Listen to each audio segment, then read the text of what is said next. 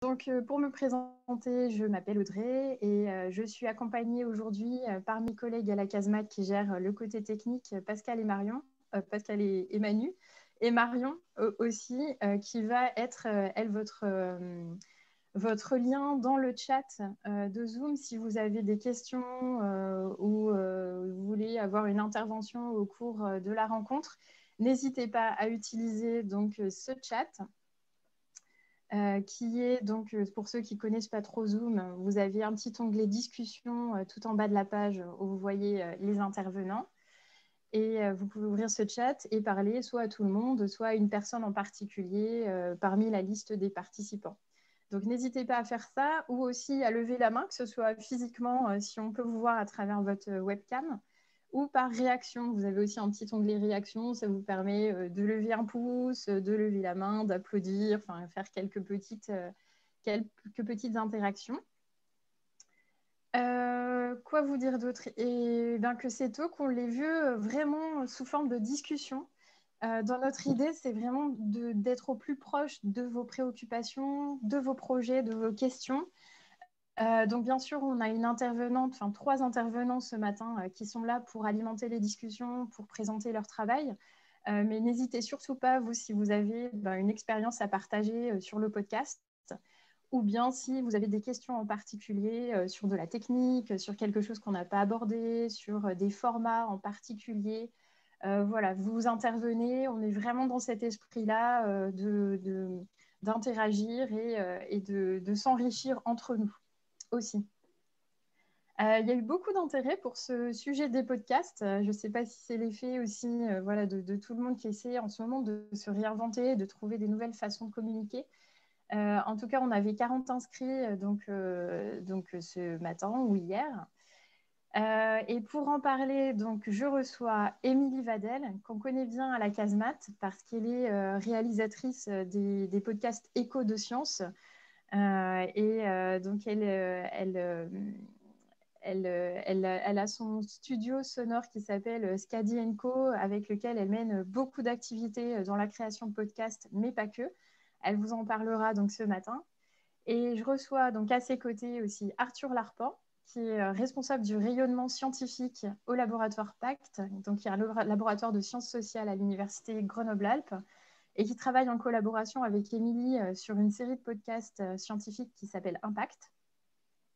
Et également Obi Ranarisson, qui est étudiant en Master 2 de communication scientifique et technique à l'université Grenoble-Alpes également, et qui est en ce moment en stage de Master 2 à la délégation Île-de-France au CNRS, et qui est aussi, donc qui va lui aussi partager une expérience débutante du podcast, qui s'est lancé sur différents projets cette année. Voilà, je vois qu'il allume sa webcam. Coucou Obi aussi. Donc bonjour à tous les 3. Et avant de rentrer dans le vif du sujet, de commencer les discussions avec Émilie, Arthur et Obi, on va commencer par un petit échauffement qui devient un peu un rituel à chaque talk du Media Lab.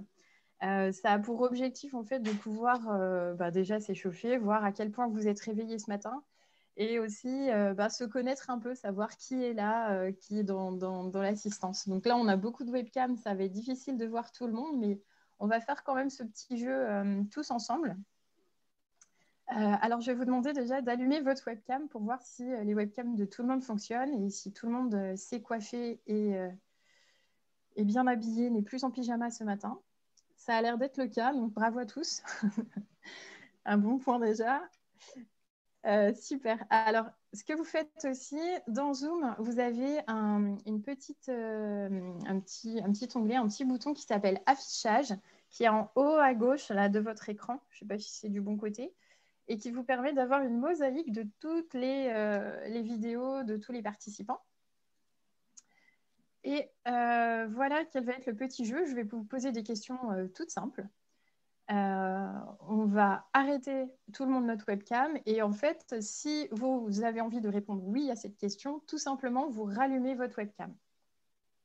Ça va pour les règles? On essaye pour la première question. Alors, tout le monde va déconnecter sa caméra. Voilà. Et c'est parti. On a encore. Voilà, j'attends que tout le monde soit déconnecté, c'est tout bon. Alors, la première question, elle est assez simple, c'est pour s'échauffer, hein. Qui préfère le thé au café?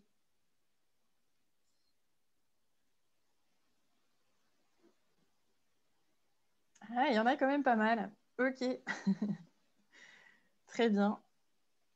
Plutôt thé de votre côté. C'est parfait. On éteint notre webcam pour ceux qui ont répondu oui. Et on recommence avec cette question. Qui se trouve ou est rattaché par son travail à la région Grenoble-Alpes? Donc Grenoble et puis sa région.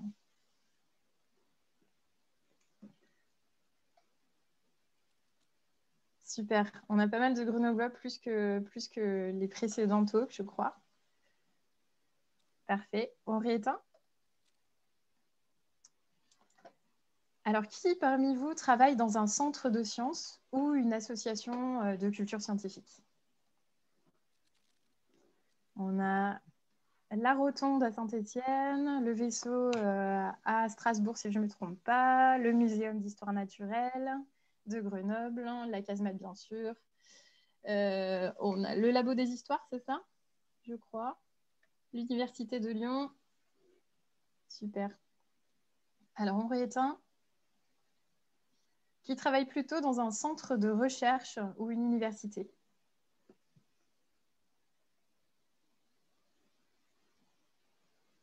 Ok, pas mal de monde aussi. Super. Qui parmi vous a déjà travaillé sur un podcast? Qui l'a déjà fait, hein? Un vrai projet de podcast. Ok, ben super, on va pouvoir avoir votre retour d'expérience. On note vos noms, hein, attention. Très bien. Et par contre, qui a un projet de lancement de podcast? Donc, il n'a pas encore réalisé, mais qui l'a bien en tête. Ok, pas mal de gens aussi. Et on a aussi des curieux qui viennent peut-être aussi s'informer sur le format. Parfait. Et ben, je vous propose de tous rallumer notre webcam. Merci beaucoup pour votre participation. Ça permet d'avoir une bonne idée de qui nous sommes. Ben, on ne va pas faire de tour de table, bien sûr, parce qu'on est 40, hein. Enfin, on est peut-être pas 40, mais on est presque 40. Par contre, si vous avez envie, je vous invite à faire un petit coucou dans le chat et puis à nous dire qui vous êtes, d'où vous venez, et éventuellement avec le nom de votre podcast préféré pour qu'on voit quels sont vos goûts. Voilà, si vous avez envie en début de séance. Et puis, ben, on va se lancer avec Émilie. Du coup, on rentre dans le sujet du podcast. Alors, bah, Émilie, bonjour. Et puis, bah, peut-être que tu peux commencer par nous dire qui tu es, tout simplement. Quel est ton parcours? Et voilà, ce que tu auras envie de nous dire comme introduction. Super. Merci beaucoup déjà de m'accueillir ici à la Casemate. On est toujours super bien accueillis. Donc, je m'appelle Émilie Vadel.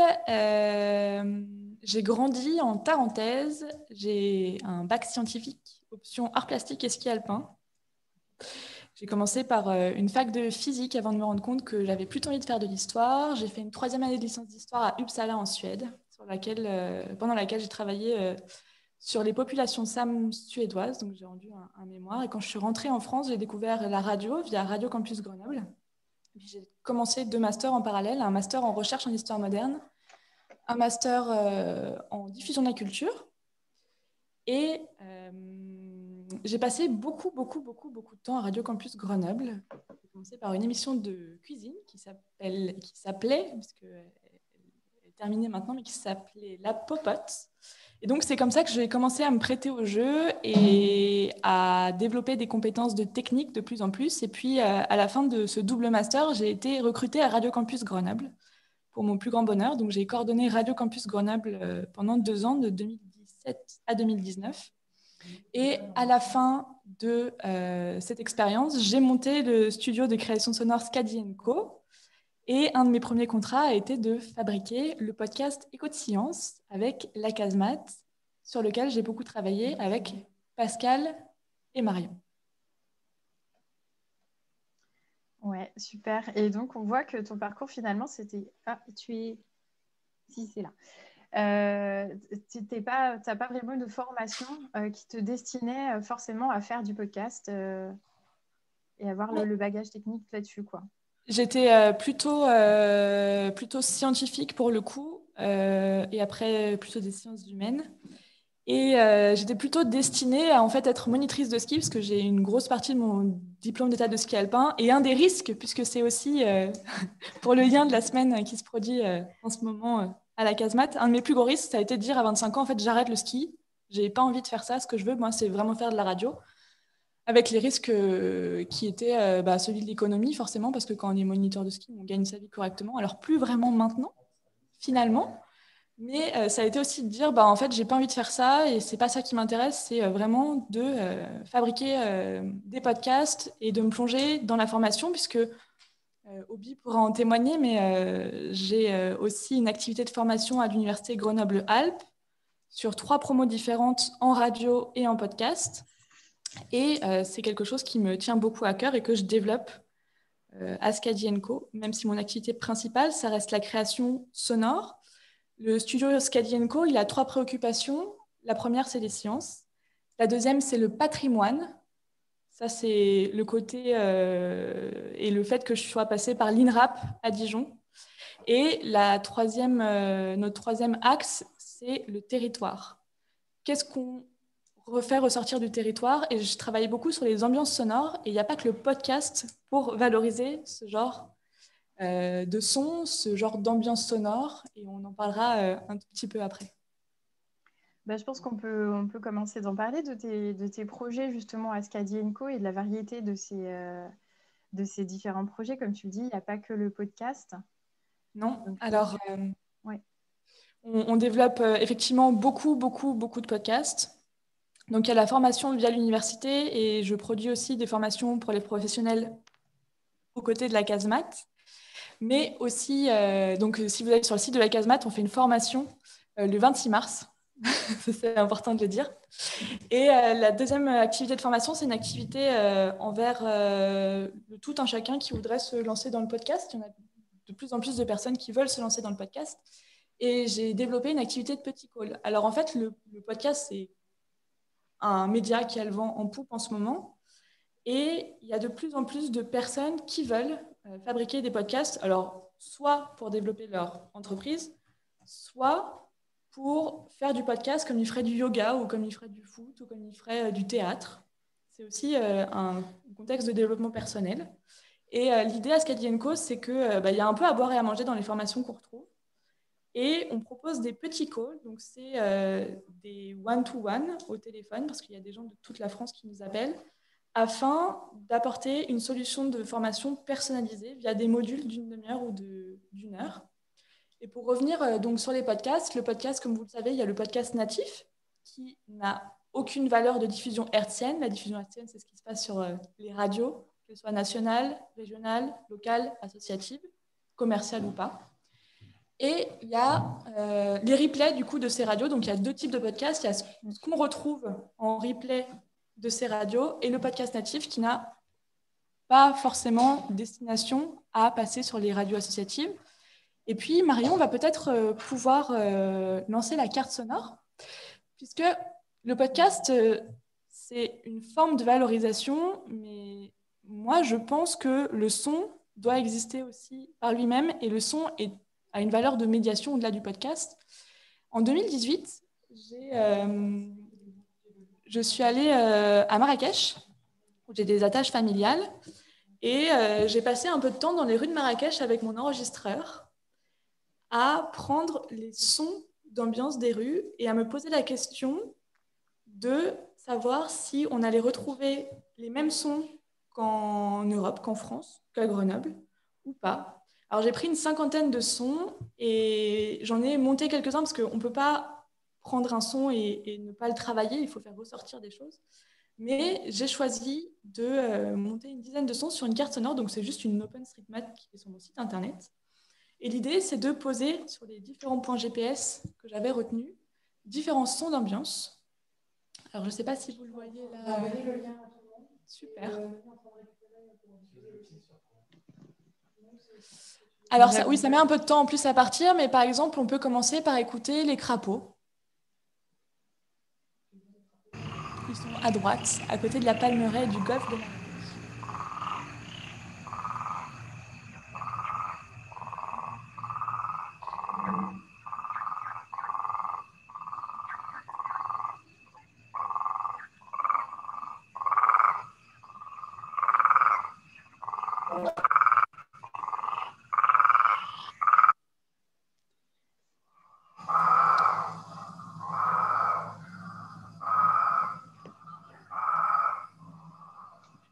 t'entend très bien, oui.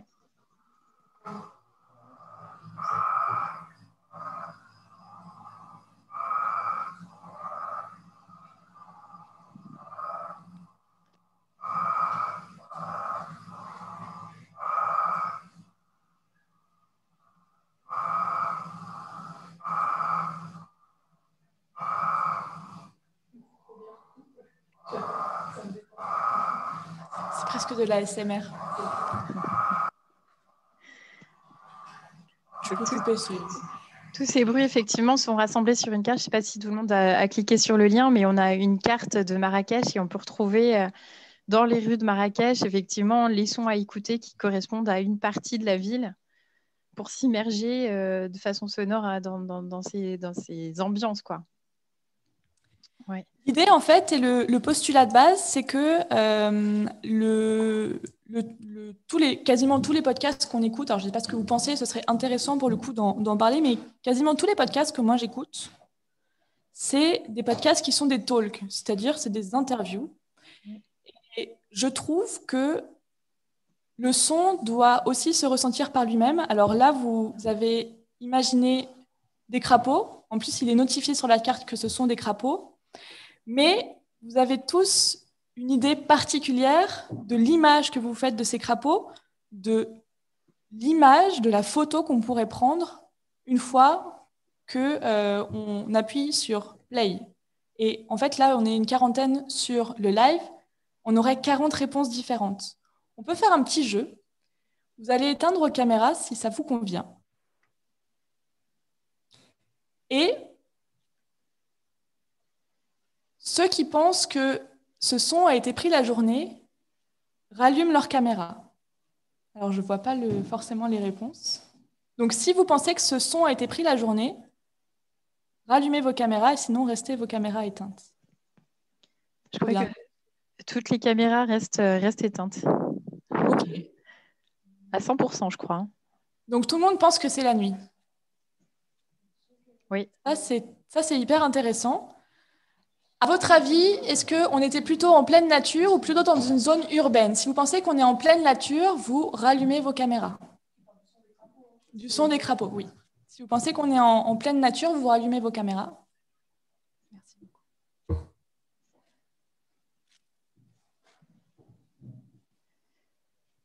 Et bien, pour vous donner le contexte d'enregistrement, alors je suis hyper étonnée parce que c'est un exercice que je fais avec les enfants que j'accompagne au Pays Voironnais en ce moment.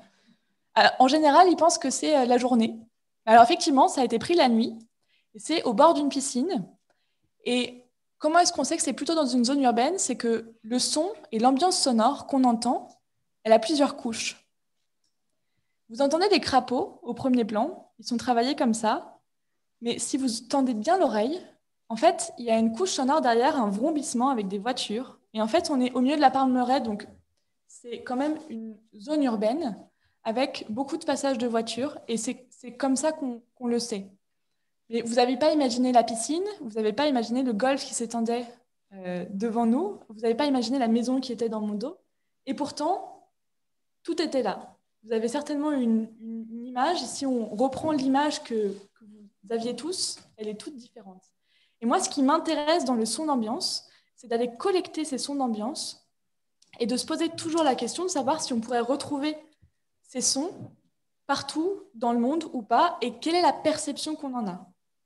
Par ailleurs, et je reviens sur ta question, Audrey, de savoir si j'avais un bagage du coup en technique. Donc en 2019, j'ai repris une formation au Conservatoire de Grenoble en métier du son. On est 8 par promotion et c'est vraiment pour devenir technicien du son sur du concert et du mixage de musique classique ou de musique actuelle ou de musique actuelle.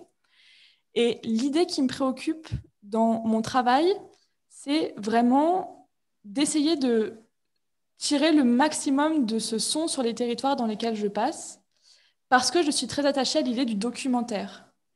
Et c'est moins ça que je veux faire dans les podcasts que je vais développer dans le futur, c'est vraiment de se poser la question de comment est-ce qu'au-delà du talk, on vient insérer des sons d'ambiance pour faire vivre le son et rythmer notre propos. Parce que l'écriture, elle va devenir cruciale dans le podcast. Et donc, il y a de plus en plus de podcasts qui se lancent. Et je ne sais pas si vous attendez des conseils aujourd'hui, et je suis personne pour vous donner des conseils, mais en tout cas, si je devais vous donner une toute première piste de si vous voulez fabriquer un podcast qui marche, c'est qu'il faut sortir, il va falloir sortir du talk, et il va falloir augmenter les qualités sonores de ce qu'on produit. Il existe énormément de choses, et il y a des choses dont le fond est excellent, mais qui pâtissent d'une forme qui est parfois grésillante, qui est parfois dont l'écriture laisse un peu à désirer, et il va falloir de plus en plus se poser la question de l'écriture sonore. Alors, dans le même esprit, il y a un projet qu'on a repéré nous, pour notre saison aux couleurs de la Terre en ce moment, qui est sorti il n'y a pas très longtemps, qui s'appelle Radio Glace, et qui est un petit peu dans cet esprit de cartographie aussi, qui fait ressortir des sons sur une carte des montagnes autour de Grenoble, et qui mélange aussi, comme tu le dis, un peu les sons d'ambiance et des interviews de chercheurs sur les glaciers, comment les glaciers sont cherchés, disparaissent, etc., les problématiques autour de ça. oui, alors Radio Glace, c'est pas du tout un de mes projets, hein. C'est un projet qui est porté par Thomas Tilly et Pali Meursault, qui a été monté dans le cadre de Paysage, donc, qui est porté par le département de l'Isère. Et ces deux artistes sonores, donc, qui vivent à Paris, mais pour la petite histoire, Pali Meursault, il a commencé à Radio Campus Grenoble aussi. Et donc, il est artiste sonore, et ils se sont dit, dans le cadre de Paysage, ce serait super qu'on aille parler des glaciers de l'Oisans et voir ce qui se passe dans le cadre du réchauffement climatique. Et donc, ils sont allés glisser des micros dans des crevasses de glaciers. Ils sont allés interviewer des personnes, toujours dans cet esprit de documentaire de temps long, des guides de haute montagne, des personnes qui s'occupent de la station, des habitants, et ils ont posé les sons de leurs investigations sur une carte. Il existe aussi une super carte version papier, et vous pouvez aller vous promener sur les glaciers, et je crois qu'ils sont même en train d'installer des bornes. Alors, je ne sais pas si ça a été fait encore, mais dans l'Oisan. Et donc, l'idée, c'est d'aller faire des balades et d'aller à la rencontre de ces sons. C'est super, c'est vraiment génial. Et je me suis portée en médiatrice sur une émission sur Radio Campus Grenoble pour justement interviewer les chercheurs dans le cadre de leur travail de recherche. Pour le coup, ils sont artistes, mais en fait, là, c'est un véritable travail de recherche quand on va sur le terrain, qu'on passe du temps et qu'on travaille ce son-là. Et la deuxième version de ce travail-là, ça a été un live expérimental qui mixait des sons de glaciers en accéléré, parce qu'en fait, ces glaciers, ils bougent et ils produisent un son particulier. Comme les champs des glaces sur les icebergs, là, si on pose un enregistreur sur le temps long, comme une time-lapse en fait, photographique, enfin vidéo en tout cas, on se rend compte que ces icebergs, ils nous parlent. Et du coup, on se rend compte que le son, dans ses propriétés de volume, en termes de décibels, dans ses propriétés d'auteur, de fréquence, et dans leurs propriétés de durée, et ben là, c'est la durée qui va compter, et c'est hyper important. J'ai une petite question du chat. Est-ce que le son des bornes sont en direct ou préenregistrés, les bornes dont tu parlais Alors, je n'en sais absolument rien. Sans doute préenregistrées. Oui, elles sont préenregistrées. Par contre, je ne sais pas si on peut les retrouver sur téléphone ou directement sur les bornes. En tout cas, si vous voulez aller voir le projet et si vous voulez en savoir plus, je n'ai pas regardé le site internet depuis longtemps, mais le site internet est radioglace.net. On a tous les liens dans le chat. Super. Au fur et à mesure. Donc, vous pouvez retrouver ça, effectivement. J'ai une petite question aussi. Est-ce qu'on a prévu de rassembler tous les liens diffusés dans le chat? Donc, je pense qu'on fera un copier-coller à la fin du chat. Oui, on gardera tous les liens. Mais n'hésitez pas à en faire vous aussi entre-temps, hein, quand vous voyez passer des liens qui vous intéressent. Oui, tout à fait. Je vous propose peut-être en termes de transition d'écouter un son que j'ai amené. Alors, je vous dis peut-être pas ce que c'est. Ah, alors ça va être compliqué. C'est le son numéro... c'est le son numéro 4.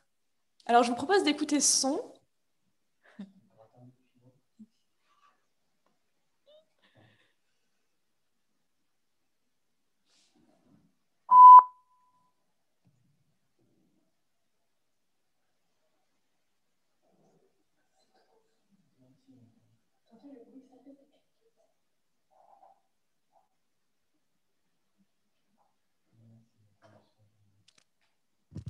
Vous entendez? Vous pouvez me mettre oui ou non dans le chat.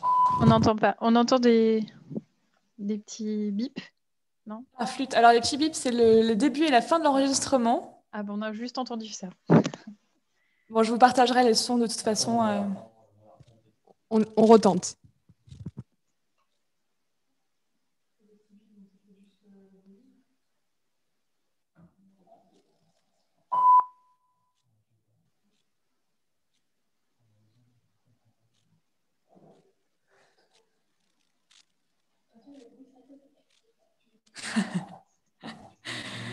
Alors, dans sa version... On n'est pas sûr. Une dernière fois avec mon micro, en espérant que ça fasse pas de l'heure.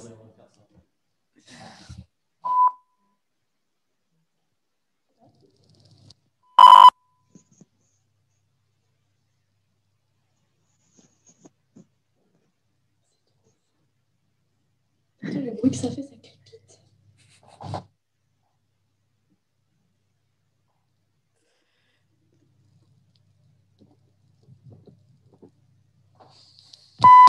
Bon, vous l'avez compris, déjà, c'est hyper important d'être émerveillé par tout quand on veut faire de la radio et du son. Hein.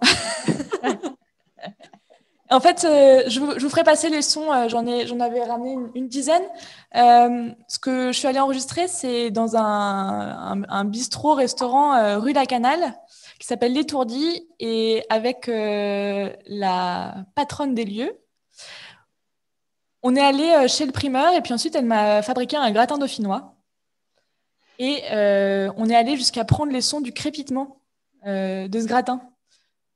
Ce qu'il faut bien avoir en tête, c'est que tout est son et qu'on peut toujours illustrer nos propos. Et si vous entendiez le crépitement de ce gratin dauphinois, vous pourriez penser à des bulles dans un bain, vous pourriez penser à plein d'autres choses. Et l'idée, c'est ce qu'on raconte derrière. Encore une fois, c'est cette question de narration. Et Ouais, ça, je pense c'est la transition sonore des ambiances.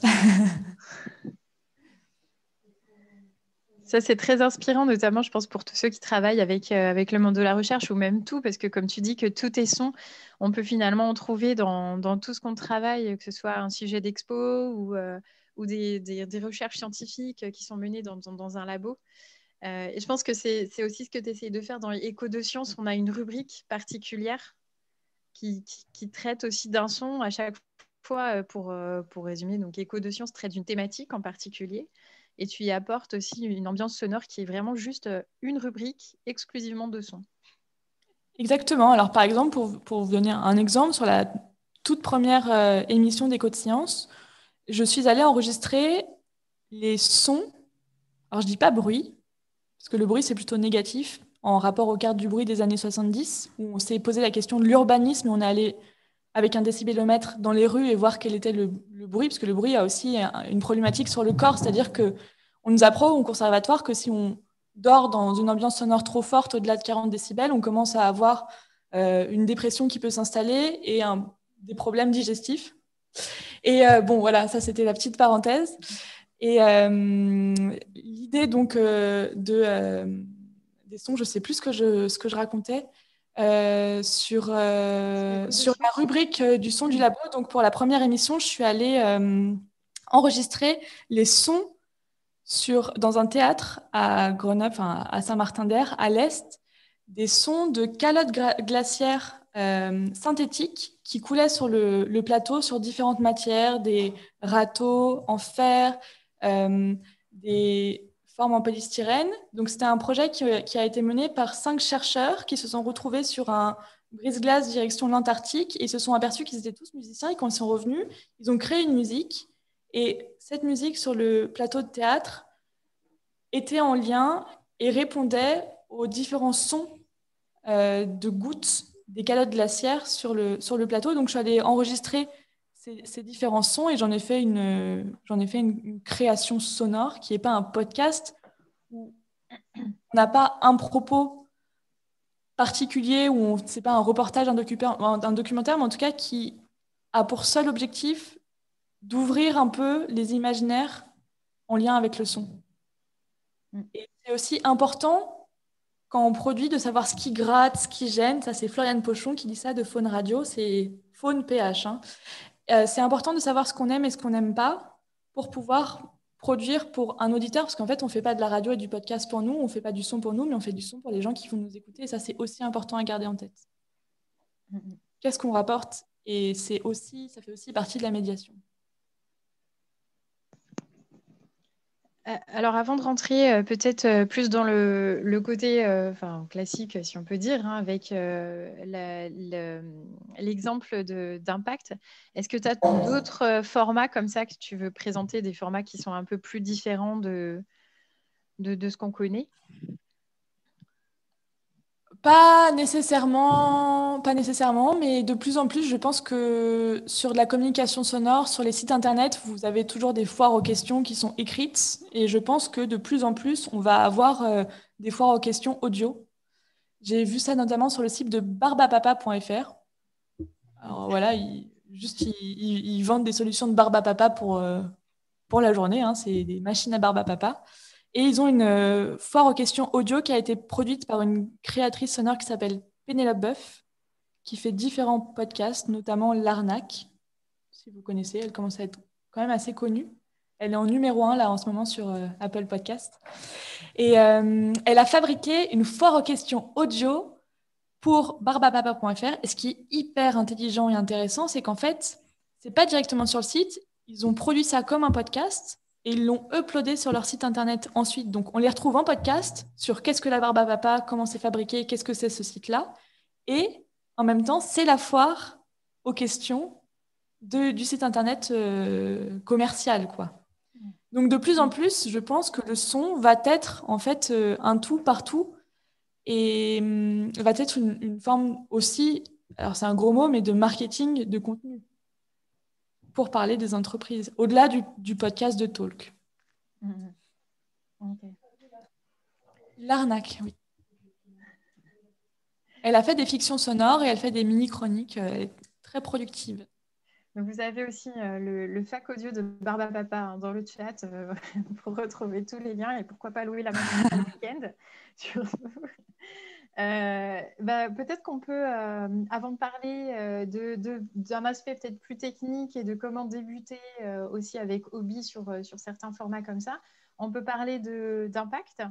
Alors aussi avec Arthur qui est là pour en parler, peut-être comment le projet a été initié, quel format peut-être déjà pour que ceux qui ne l'ont jamais écouté puissent en avoir une idée, quel format c'est, est-ce qu'il y a du son justement, est-ce que c'est juste des interviews scientifiques, etc.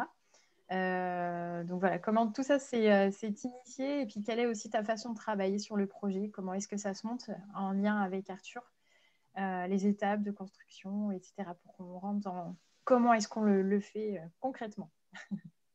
Arthur, peut-être que tu peux présenter le projet? Oui, bien sûr. Donc, en fait, ce projet, il est parti d'une... Est-ce que vous m'entendez? Très bien. Ouais, c'est bien.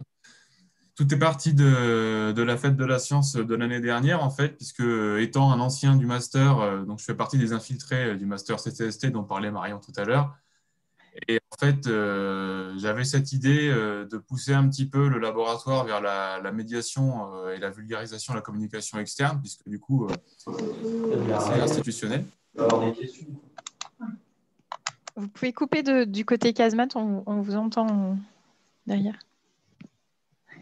Ça fonctionne bien enfin, je ne sais pas si je parle. Oui, Ouais, très bien. On t'entend bien.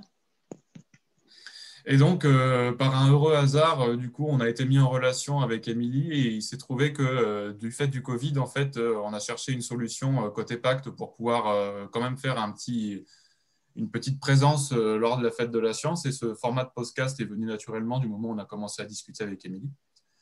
Donc, on est parti du coup sur un format d'un quart d'heure maximum, en fait, où c'était vraiment une forme d'interview un petit peu, pas tout à fait formelle, mais suffisamment légère, en fait, pour que ce soit agréable à écouter. Et le principe était, à l'époque, du coup, de faire 5 capsules pour, du coup, on diffusait une par jour pendant la fête de la semaine de la fête de la science. Et on a fait venir, du coup, 5 chercheurs différents du laboratoire Pacte avec des thématiques différentes, se rattachant tous au grand thème de la fête de la science de l'an dernier, qui était l'homme et la nature. Donc, c'était la question fil rouge. Et de cette manière, en fait, on a déroulé en quelque sorte une émission où chaque capsule était centrée sur les travaux du chercheur et se rattachait à ce fil rouge en fait en fin de capsule sur sa relation personnelle entre l'homme et la nature. Donc en partant de ça, du coup, on a fait, comme je disais, ces 5 capsules pour le qui est devenu officiellement la saison 1 de Impact. Et on a eu en à peu près un trimestre 500 écoutes, donc une centaine d'écoutes par capsule, ce qui est peut-être modeste, mais ce qui est quand même très encourageant. Et en plus de ça, on a eu un certain nombre de relais de certaines capsules dans des articles spécialisés, notamment le pod. Plus ça s'ajoutait des retours très positifs des auditeurs, des participants, ce qui nous a incité en fait à initier la préparation d'une saison 2 en parallèle d'une séquence de séminaires qu'on tient, donc, qui est en l'occurrence plutôt scientifique, qui est le séminaire crise de la Covid, qui est ancré dans l'actualité. Et comme on avait une très bonne expérience avec la saison 1 sur la fête de la science, on s'est dit, eh bien, puisqu'on va avoir 3 fois 6 intervenants sur la crise de la Covid qui vont faire un large balayage en fait, de l'impact de la crise sur la société, sur la politique, sur l'économie, sur un petit peu tout, en fait, ce qui fait notre vie de tous les jours. On s'est dit qu'on allait proposer du coup à chacun des intervenants du séminaire de venir enregistrer une petite capsule de nouveau d'une quinzaine de minutes sur le même format que ce qu'on avait fait l'année dernière. Et on a enclenché ça et on a commencé du coup à en diffuser un la semaine dernière en visant un peu plus de relais, notamment à travers Spotify, Deezer, etc. On essaye de ratisser un peu plus large parce que l'année dernière, on avait des canaux un peu plus restreints. Et l'objectif sur le plus ou moins court terme serait de réussir à vraiment avoir une large diffusion, peut-être même en allant chercher éventuellement des contacts presse. Voilà un petit peu pour le tour d'horizon de ce projet Impact. Si tu as des choses à ajouter, Émilie, que j'aurais oublié, n'hésite pas. Ou s'il y a des questions aussi des participants, n'hésitez pas aussi. Je me permets de rebondir sur 3 choses le temps que les questions arrivent. Ouais. La première chose, c'est que quand on fabrique un podcast, il va falloir avoir une communication derrière. C'est-à-dire que ce n'est pas parce qu'on fabrique un podcast que ça va gloire directe. Ça ne marche pas comme ça. Et ça ne marchera jamais comme ça. Donc, il y a différents réseaux sociaux qui sont importants de toucher, notamment Instagram. Et il y a aussi un nouveau réseau social là, qui vient de sortir qui s'appelle Clubhouse. Et apparemment, c'est de l'effusion. Alors, il faut avoir un iPhone. Je vous avoue que j'ai commandé un iPhone cette nuit, du coup. Parce qu'il va falloir aller sur justement ces formats audio. Et ça fait très longtemps qu'on se plaint de ne pas avoir de réseau social audio. Donc, c'est quand même chouette que ça existe, quoi qu'il en coûte. La deuxième chose, c'est donc l'aspect de ligne éditoriale. C'est-à-dire que je vous disais tout à l'heure qu'on ne fait pas un podcast pour nous, on le fait pour nous parce que c'est génial d'aller rencontrer des chercheurs et de lire des tonnes d'articles scientifiques et en plus du temps pour le faire, c'est super. Sauf qu'il va falloir qu'on pense à la ligne éditoriale et le centre de cette ligne éditoriale, c'est l'auditeur type. Et ce que je dis beaucoup, alors ça va vous paraître hyper bisounours et vous pouvez peut-être me jeter des tomates, mais pas trop fort, c'est que en fait, la première personne pour qui je fais ces podcasts scientifiques, c'est ma grand-mère. C'est-à-dire que ce qui m'importe, c'est que tout le monde comprenne ce qu'on raconte. Parce que faire un podcast, c'est aussi un travail militant et mettre la science et faire comprendre la science et faire comprendre ce qu'on raconte et faire comprendre le savoir qu'on produit dans les universités, pour moi, c'est fondamental. L'aspect de médiation est hyper importante. Et du coup, l'idée, c'est vraiment d'aller creuser. Je lis plein d'articles scientifiques, on prépare beaucoup les questions avec les scientifiques, on prépare beaucoup la synthèse de ce qu'ils vont raconter. Et pourquoi un quart d'heure? Parce qu'en fait, on a quand même une concentration qui est faible et c'est important d'arriver à résumer, mais sans prendre les gens pour des cons. C'est-à-dire qu'on ne va pas effacer tout le contenu scientifique, tous les mots scientifiques, mais moi, mon travail et le travail qu'on fait avec Arthur, c'est vraiment d'aller expliquer ces mots pour que tout un chacun puisse comprendre. Et ce n'est pas un podcast qui est pour la communauté scientifique, mais c'est un podcast qui est pour le grand public et ça nous tient vraiment à cœur. Alors, on a une question de Hobby, justement. Quel est le public exclusivement ou d'autres personnes? Et puis Arthur de la Rotonde demande aussi quels sont les retours des auditeurs, qu'est-ce qui était le plus souligné, qu'est-ce qui est ressorti des premiers numéros de ce podcast Impact. Arthur, est-ce que tu veux te lancer ou est-ce que tu y vas? Du coup, en fait, j'ai répondu en parallèle dans le chat pour ne pas te couper. Donc, ce que je disais, c'est que, bon, on va pas se mentir, hein, les retours ceux qu'on a le plus entendus sont forcément ceux des collègues et des scientifiques qui sont un peu plus proches du laboratoire, qui étaient globalement très enjoués là-dessus et qui demandaient même à participer eux-mêmes pour pouvoir justement communiquer un petit peu sur leurs travaux. Mais j'ai reçu des messages, notamment de services comme d'autres labos, etc., qui nous disaient qu'ils avaient écouté chaque capsule et qu'ils avaient vraiment apprécié l'initiative.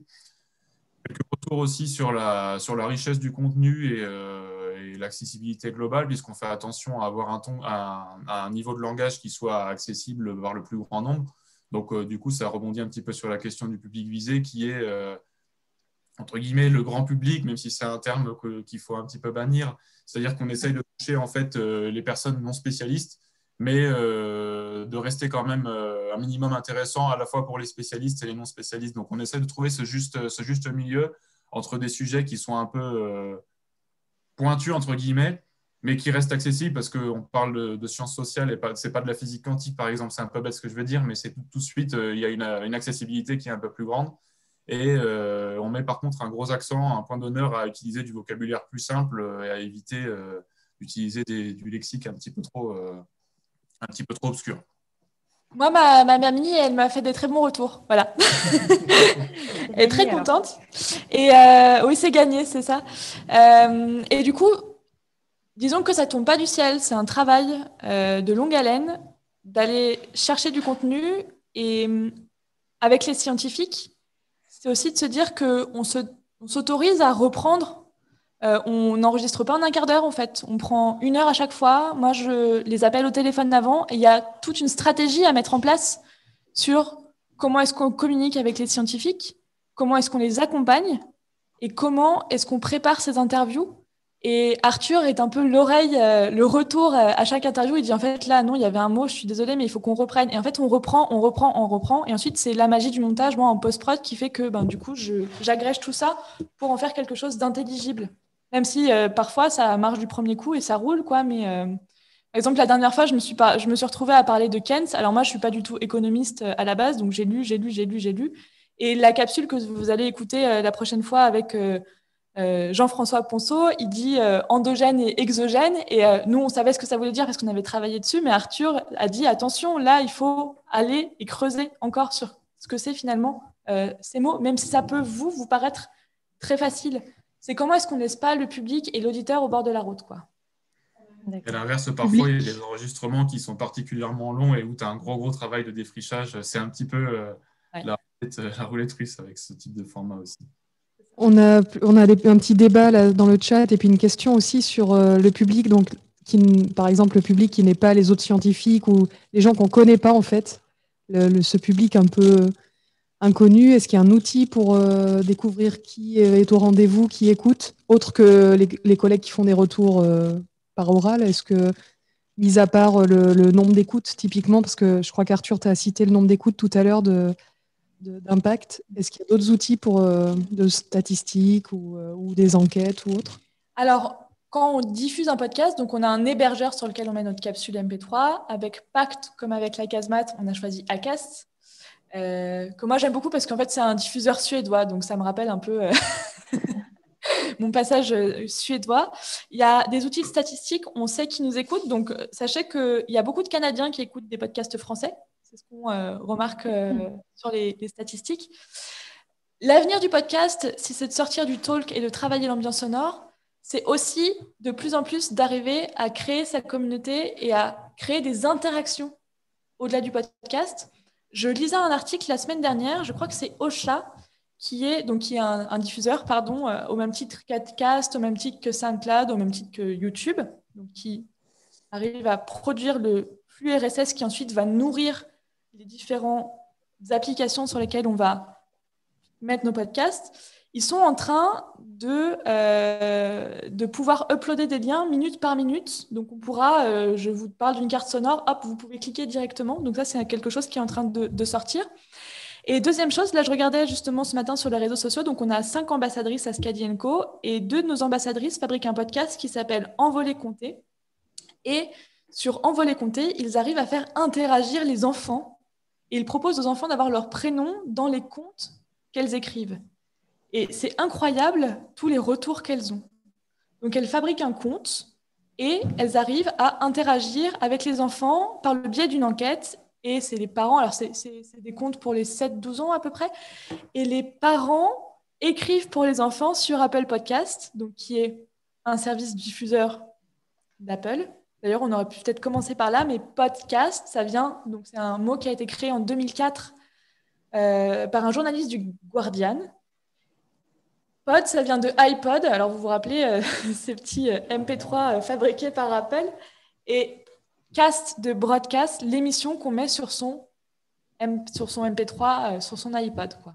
Et donc, le futur de podcast, c'est d'une part la narration et intégrer des ambiances sonores pour fabriquer encore de l'immersif et laisser le son exister par lui-même, mais c'est aussi de plus en plus, à mon avis, d'arriver à trouver des formes qui fassent interagir avec le public. On y travaille, mais pour l'instant, peu d'outils existent. Et juste, j'ai le son là. Juste, ça complète. Enfin, il y a une question de Laura et t'as en partie répondu sur créer un lien. Comment créer un lien ou une interaction, une relation avec ce public. Donc, tu as répondu avec quelques exemples. Est-ce qu'avec Impact, vous testez des choses ou pour l'instant, ça en reste aux quelques échanges que vous pouvez avoir avec les gens autour de vous? Est-ce que vous avez envie d'aller jusqu'à l'interaction avec le public d'Impact? Alors moi, je suis une grande fervente de l'espace public. Si je pouvais avoir un vélo qui diffuse les podcasts et aller à la rencontre des gens, ce serait génial. On en parlait, c'est un projet qui pourra peut-être avoir lieu dans les années qui arrivent, c'est-à-dire de comment est-ce qu'on fait pour aller, alors notamment à la rencontre des classes, parce que de plus en plus, on parle de d'EAC, d'éducation culturelle et artistique, qui est rentré comme un projet au gouvernement dans les années 2014-2015. Mais de plus en plus, on entend parler d'EMI, d'éducation aux médias et à l'information, notamment parce que de plus en plus, on se rend compte que les jeunes, ils se retrouvent pas représentés dans les médias traditionnels. Et donc, qu'est-ce qu'ils font? Eh ben, ils vont regarder sur Facebook les actualités. Et ça commence à être, pour le coup, un peu dramatique. Et donc, l'idée, c'est peut-être de se dire que on pourrait intégrer des enfants, parce que les dispositifs d'EMI et d'EAC, ils sont jusqu'à la fin du lycée, mais comment est-ce qu'on fait pour intégrer dans les systèmes d'EAC des adultes qui ont plus de 18 ans et qui ne sont plus au lycée? On pourrait imaginer, par exemple, faire fabriquer un podcast par des adultes lors de sessions d'atelier en lien avec des chercheurs.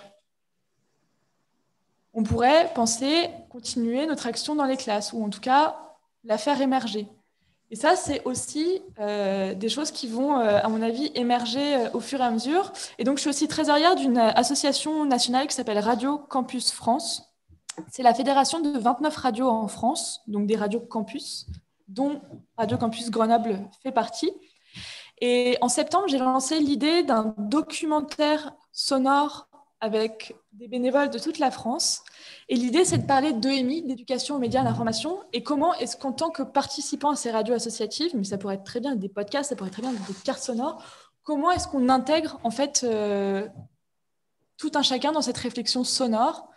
Et il y a un truc, moi, qui me pose beaucoup de questions, pour rebondir, c'est que on se pose beaucoup la question des sources dans les journaux, on se pose beaucoup la question des sources à la télé, on se pose jamais la question des sources à la radio. J'ai jamais entendu dire quelqu'un, est-ce que c'est juste d'où ça vient? Quand c'est la voix, on y croit. Et ça, avec le développement des podcasts, le développement de cet attrait sonore, il va y avoir un problème, à mon avis, à un moment donné, sur la vérification et la validation des sources.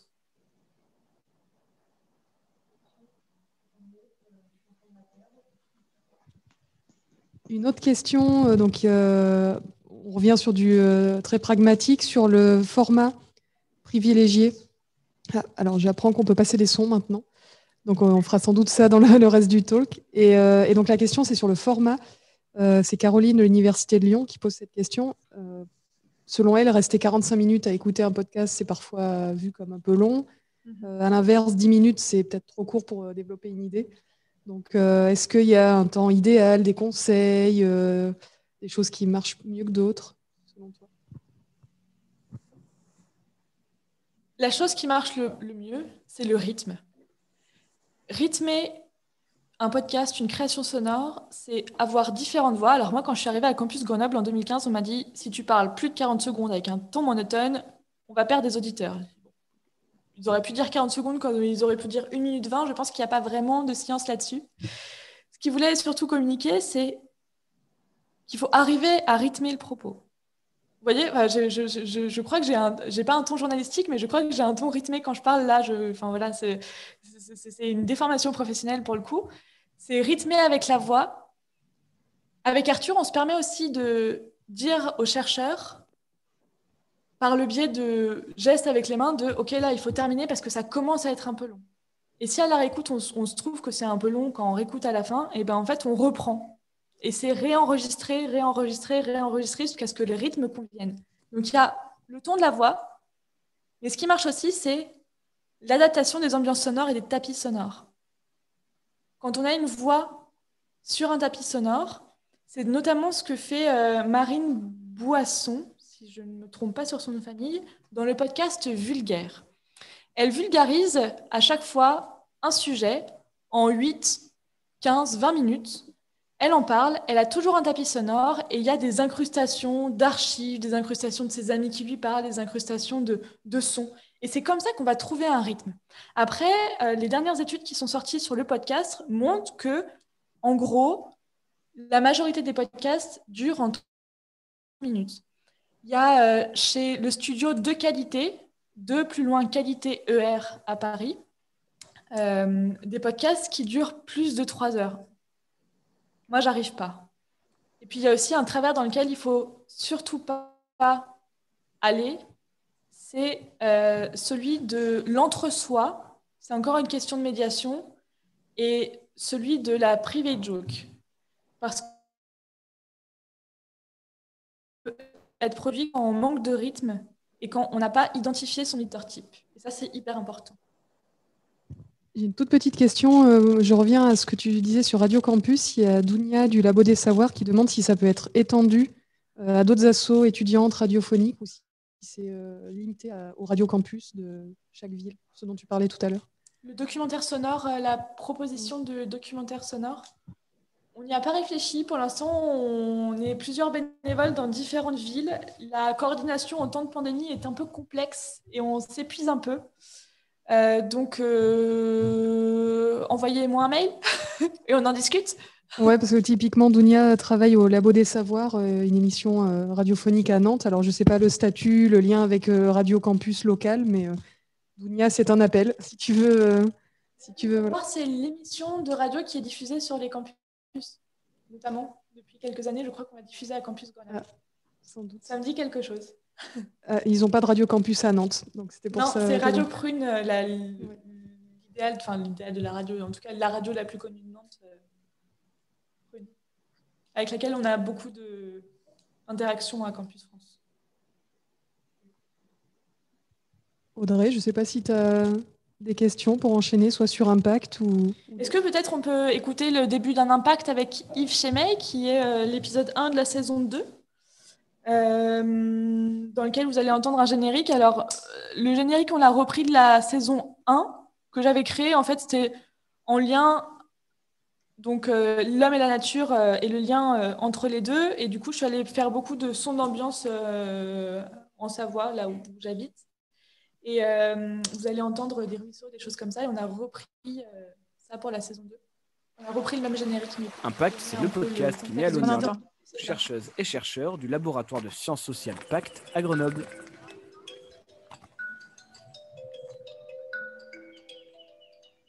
Bonjour et bienvenue dans ce premier épisode de la saison 2 de Impact, le podcast qui donne la parole aux chercheurs et aux chercheuses de Pacte, le laboratoire de sciences sociales à Grenoble. Cette année, le cycle de conférences porte sur les conséquences de la crise de la Covid. 6 séminaires sont proposés dans ce cadre jusqu'en juin 2021. Dans cette deuxième saison, nous allons nous attacher à interroger les chercheurs et chercheuses sur leurs recherches en moins d'1 quart d'heure pour que vous compreniez l'essentiel. Bonjour Yves Chemey. Bonjour. Et merci beaucoup d'être avec nous aujourd'hui. C'est un plaisir. Vous êtes professeur émérite à Sciences Po Grenoble et vous avez mené une étude sur l'Organisation mondiale de la santé et comment elle a été bouleversée par la crise de la Covid. Pour commencer, est-ce que vous pouvez nous dire ce que c'est l'OMS, donc l'Organisation mondiale de la santé? À quoi sert cette organisation et qui, quoi, la compose? C'est une organisation intergouvernementale qui est la résultante d'un certain nombre de bureaux qui étaient responsables des questions sanitaires et des épidémies dans différents pays, notamment aux États-Unis. Et à la fin de la Deuxième Guerre mondiale, les Américains, quand ils ont mis en place toute une série de conférences destinées à donner naissance à des organisations comme sur l'alimentation et d'autres domaines, ils ont lancé. Donc, vous voyez que, pour le coup, on se redit des choses qui peuvent paraître simples, mais on ne dit pas, dans un podcast, on ne dit pas alors racontez-nous ce que c'est l'OMS, mais on fait de la médiation, on dit Organisation mondiale de la santé. Et je pense qu'il ne faut pas avoir peur dans cette médiation alors je le dis un peu vulgairement, je suis navrée, je ne sais pas comment le dire d'autre, mais je n'ai pas peur de passer pour une abrutie, quoi. Et de dire excusez-moi, en fait, j'ai rien compris, et on reprend. Et je pense que la médiation, elle passe aussi là-dessus.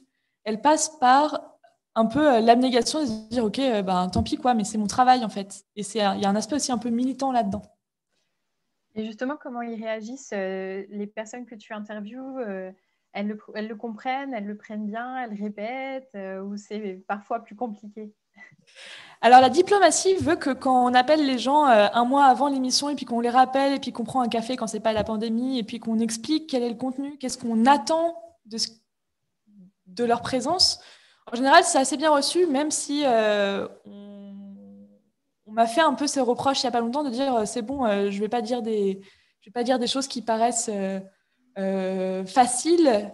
Comme sur France Culture, où finalement, c'est des choses très entendues, mais moi, je ne suis pas d'accord. Donc, en général, je ne me démonte pas et il faut user de diplomatie, mais en général, c'est quand même bien entendu. Il y a encore quelques réticences, mais en général, ça va. Donc, ouais, on comprend bien l'importance d'une préparation top, que ce soit au niveau des interactions avec les intervenants, comment tu les prépares à l'enregistrement, comment tu prends tu ressens les contenus aussi qui vont être discutés, prépare les questions. Et puis tout l'aspect aussi création sonore avec le rythme, les sons en plus, etc. Pour qu'à la fin, tu puisses avoir tous les éléments pour faire le montage. Oui. Et je complète justement la question, enfin la remarque d'Audrey avec une question d'Arthur de la Rotonde qui demande combien de temps ça prend du coup tout ça entre finalement le début d'idée, l'écriture, le contact avec les intervenants jusqu'à la sortie du podcast. Enfin, impact en tout cas. Je mets un point d'honneur à préparer extrêmement bien mes interviews dans le sens où je prends un premier contact avec les scientifiques pour qu'ils m'envoient 1 à 3 articles de leur choix. Il y a beaucoup d'articles en anglais, je suis une quiche infinie en anglais et ça prend parfois beaucoup de temps. Par exemple, sur l'écho de science, sur la glaciologie, il y avait une centaine de pages en anglais et des formules mathématiques. C'était tellement loin et pourtant j'ai mis un point d'honneur à tout traduire. Ça m'a pris 3 jours. Mais en fait, je me rappelle, et ça m'avait fait plaisir parce que quand Christian Vincent a posé le pied par terre à côté de son vélo pour venir me joindre à Eve, il m'a dit « Je suis hyper impressionnée du travail que vous avez fourni et jamais personne n'a fait ça, quoi. » Parce que j'avais lu les articles et que j'avais posé des questions par mail auxquelles il avait répondu. Et donc, le jour J, j'étais hyper prête. Après, c'était pas ma meilleure interview, malheureusement, parce que je m'étais laissée un peu happer par c'est super ce que tu as fait. Et donc, je savais plus où j'en étais. En gros, ça m'avait un peu surprise, quoi, mais c'était chouette. Ça prend du temps de lire plein d'articles. Notamment, là, par exemple, quand on a fait l'écho de science avec Coralie Mounet, juste sur une rubrique de 3 minutes sur les audacieuses, j'ai lu pendant 3-4 heures, quoi. Ses recherches sur les sangliers, sur le loup, la manière dont elle travaille avec les gens. Ça prend du temps. Et pour autant, c'est fondamental, quoi. Et c'est ce que peu font, en fait. Mais c'est l'avenir, hein. Enfin, c'est fondamental. Peut-être Arthur, tu as 2 mots à dire là-dessus, mais nous, à la Casemate, sur Écho de Science, on échange avec Émilie. Enfin, l'idée, c'est qu'on réfléchisse aussi aux intervenants, à l'angle et tout. Alors, même si Émilie, alors je parle devant elle, ça va peut-être blesser son humilité, mais elle travaille vraiment énormément et on n'apporte pas grand-chose. Émilie apporte 90% du boulot, mais il y a quand même cette partie aussi. Donc, bon, clairement, c'est peut-être difficile à mesurer le temps vraiment précis pour produire ce podcast, mais bon, ça prend un petit peu de temps. Après, Émilie est rapide, mais moi, en un mois, mais bien sûr pas à temps plein, mais en un mois, tu arrives à nous sortir les podcasts Éco de Science aussi. Donc, bon, je ne sais pas si ça peut répondre à ta question, Arthur, parce que c'est toujours difficile de compter exactement le temps, surtout s'il y a plein d'intervenants, par exemple. Mais, Oui. Puis les premiers épisodes, je dirais qu'ils sont plus laborieux parce qu'en fait, quand on crée une nouvelle ligne éditoriale, même si on sait exactement où on veut aller, il y a toujours des surprises. Quand on a fait déjà 2, 3, 4 épisodes, finalement, on s'en sort beaucoup mieux et on voit les fossés, voilà, on navigue mieux entre les problématiques qui peuvent se poser, ouais, les pièges. Et juste pour compléter, peut-être, si je me place du point de vue institutionnel, ce qui est clair, c'est que ça ne s'improvise pas. Ouais. C'est pas, on ne prend pas 3 personnes autour d'une table et c'est parti, parlez-nous de vos recherches. Quoi. Clairement, voilà, même si on ne peut pas donner un nombre d'heures à passer pour construire, voilà, c'est un fantasme de penser que ça se passe rapidement. J'ai passé 2 ans à expliquer aux nouveaux bénévoles de Radio Campus Grenoble que non, j'allais pas leur laisser le micro tout de suite et qu'il y avait une phase de préparation qui était essentielle. On a produit une émission, j'ai produit pas mal d'émissions pour Radio Campus Grenoble et on produisait notamment une émission qui s'appelle La tête dans le pâté. Donc tous les mardis matins, pendant 2 ans, à 7h du matin, on était en direct sur campus. Donc on arrivait à 5h30, on faisait le petit-déj du coup pour les gens qui venaient nous retrouver. Mais on y passait, la première émission, elle nous a pris 10 heures quoi, en fait, à préparer. On était 3, mais c'était fondamental. Je vous parle de petit déjeuner à 7h du matin. C'est hyper important d'amener de la convivialité dans ce que vous faites, en fait. Ça détend tout le monde. Et on n'est pas là pour presser les gens et les essorer sur ce qu'ils nous ont à nous raconter. C'est exactement ce qui se passe, par exemple, dans ce qu'on fait dans le documentaire. On n'est pas là pour aller piller des territoires, passer 2 heures, essayer de restituer un truc qu'on n'a pas compris. On est là c'est aussi un travail d'humain, en fait, à humain, et c'est de se mettre à la place des gens, de comprendre ce qu'ils vivent, et ça prend du temps, mais en fait, sinon, ça n'a pas de sens, quoi. Ça n'a pas de sens de faire un truc rapide et moi, j'appelle ça le pillage de territoire, c'est exactement ça, quoi. C'est passer 2 heures, je travaille sur un documentaire sonore dans les baronnies, dans la vallée des baronnies, sur l'économie mixte de la lavande, de l'élevage et de comprendre comment dans une vallée où finalement il n'y a pas grand-chose d'autre, comment les gens est-ce qu'ils travaillent et notamment dans un contexte mondialisé où il y a énormément d'Anglais qui ont racheté des terrains pour poser de la lavande en France, qui ont fait baisser les cours, notamment l'été dernier. Et ça fait 2 ans que je vais régulièrement sur le territoire, que je discute avec les gens, que je vais manger avec eux. L'été prochain, j'ai prévu d'aller travailler avec eux. C'est fondamental d'aller passer du temps avec les gens et d'être humain avant tout, quoi. Ouais, essentiel dans nos métiers, je pense, de médiation. Peut-être qu'on peut faire aussi la transition avec Obi, comme on a beaucoup parlé de Radio Campus Grenoble, Radio Campus France en général, puisque Obi, donc, il doit être quelque part,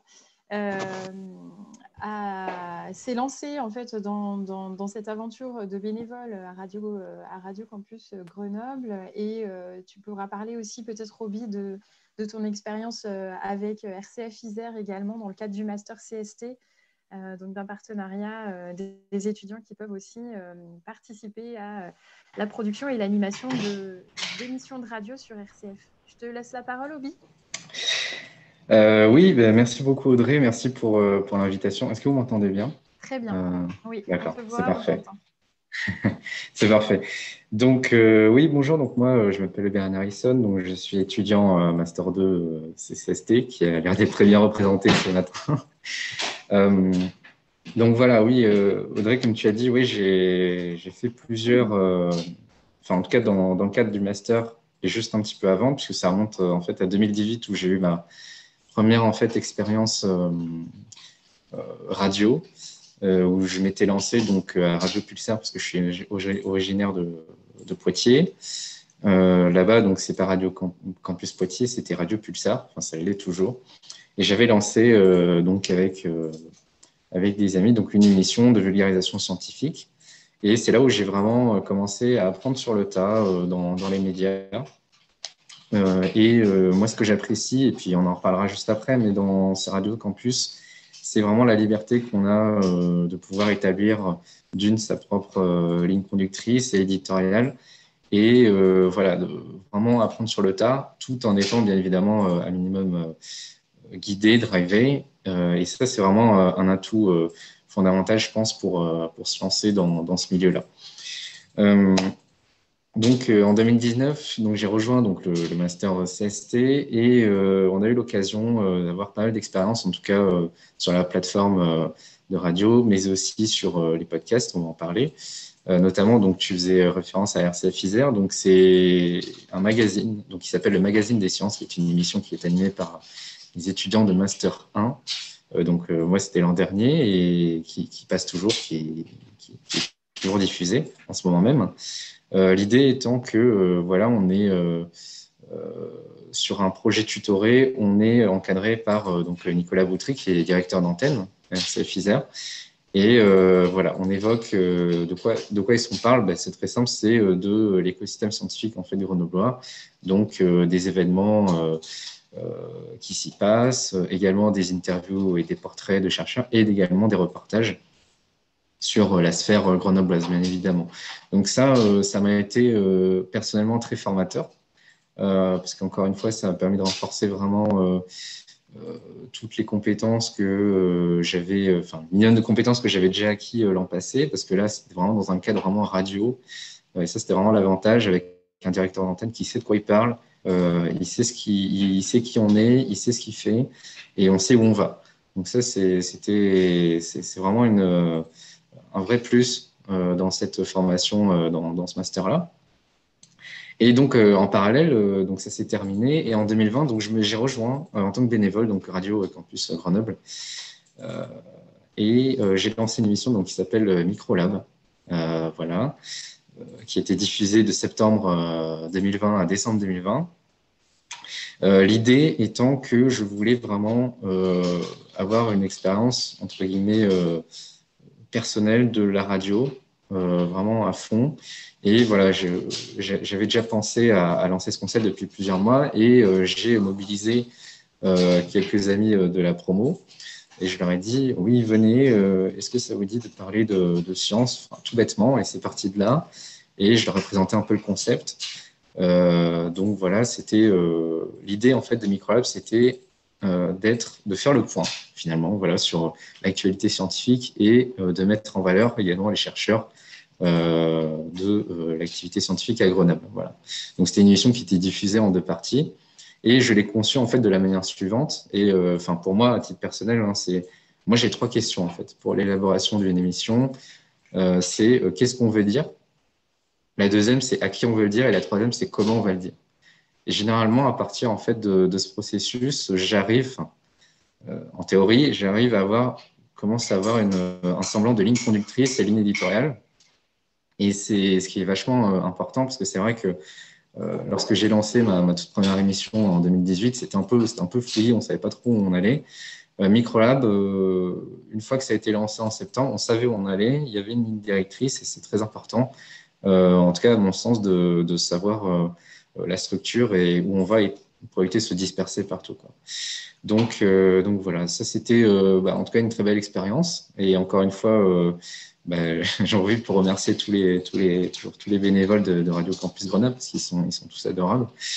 Et voilà, donc au-delà de ça, donc c'est vrai que j'ai beaucoup d'expérience. Enfin, je commence à avoir un peu d'expérience en radio, un peu plus qu'en podcast, même si en podcast, dans le cadre du master, on a eu l'occasion, donc du coup avec Marion, Pascal et aussi Émilie. Alors ça a commencé en septembre dernier avec Imagine la Science, où bénévolement dans le master, on s'est lancé, plusieurs d'entre nous, dans des capsules Imagine la Science, puisque le festival était modifié, Covid oblige.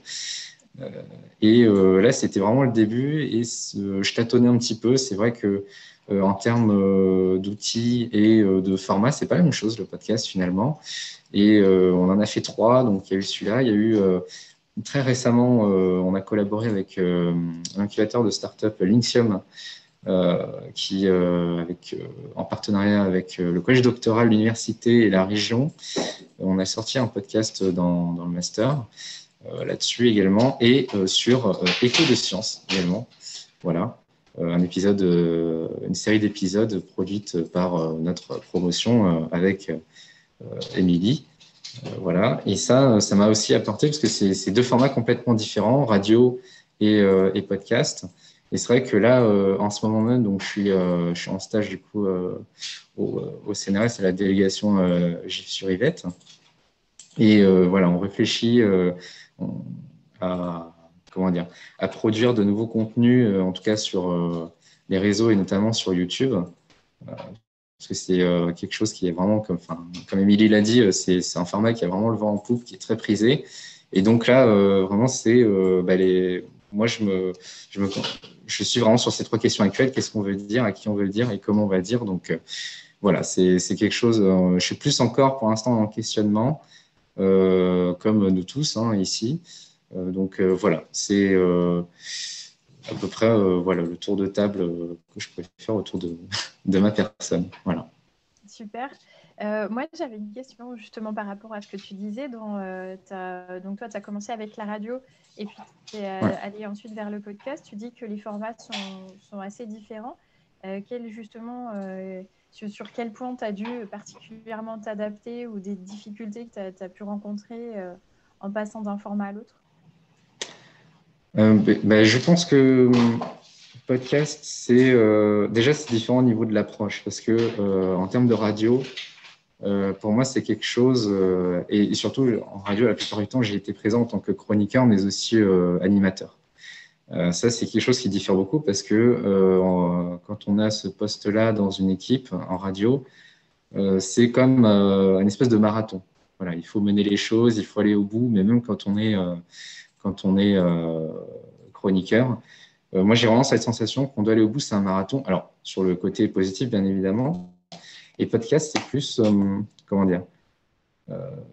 sais pas si j'arrive à m'exprimer correctement, mais quelque chose de plus posé, étant donné que déjà, ce n'est pas forcément direct. Mais il y a vraiment, ce qui diffère, c'est vraiment la ligne éditoriale.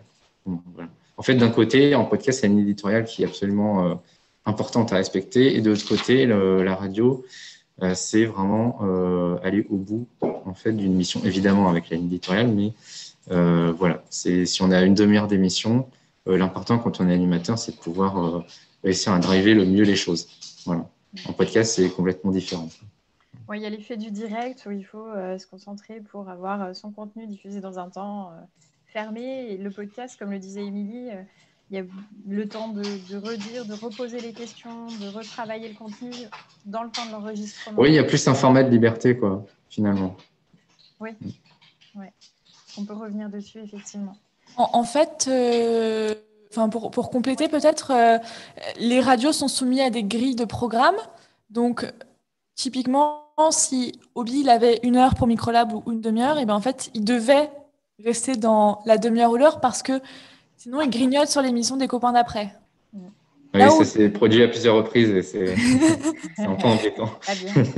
Là où sur le podcast, pour pas perdre l'auditeur, il faut quand même l'accompagner et le prendre par la main, mais on peut pas faire un épisode de 3 minutes et la fois d'après un épisode d'1h03 parce qu'en fait, juste les gens comprennent pas ce qui se passe. Mais en tout cas, s'il y a un épisode qui dure un quart d'heure et puis la fois d'après, il dure 25 minutes, finalement, c'est pas grave, il n'y a pas de grille de radio.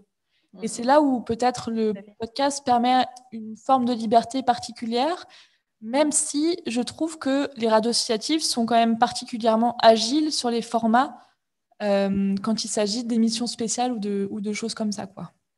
Oui, effectivement. Je ne sais pas s'il y a des questions sur ce témoignage d'Obi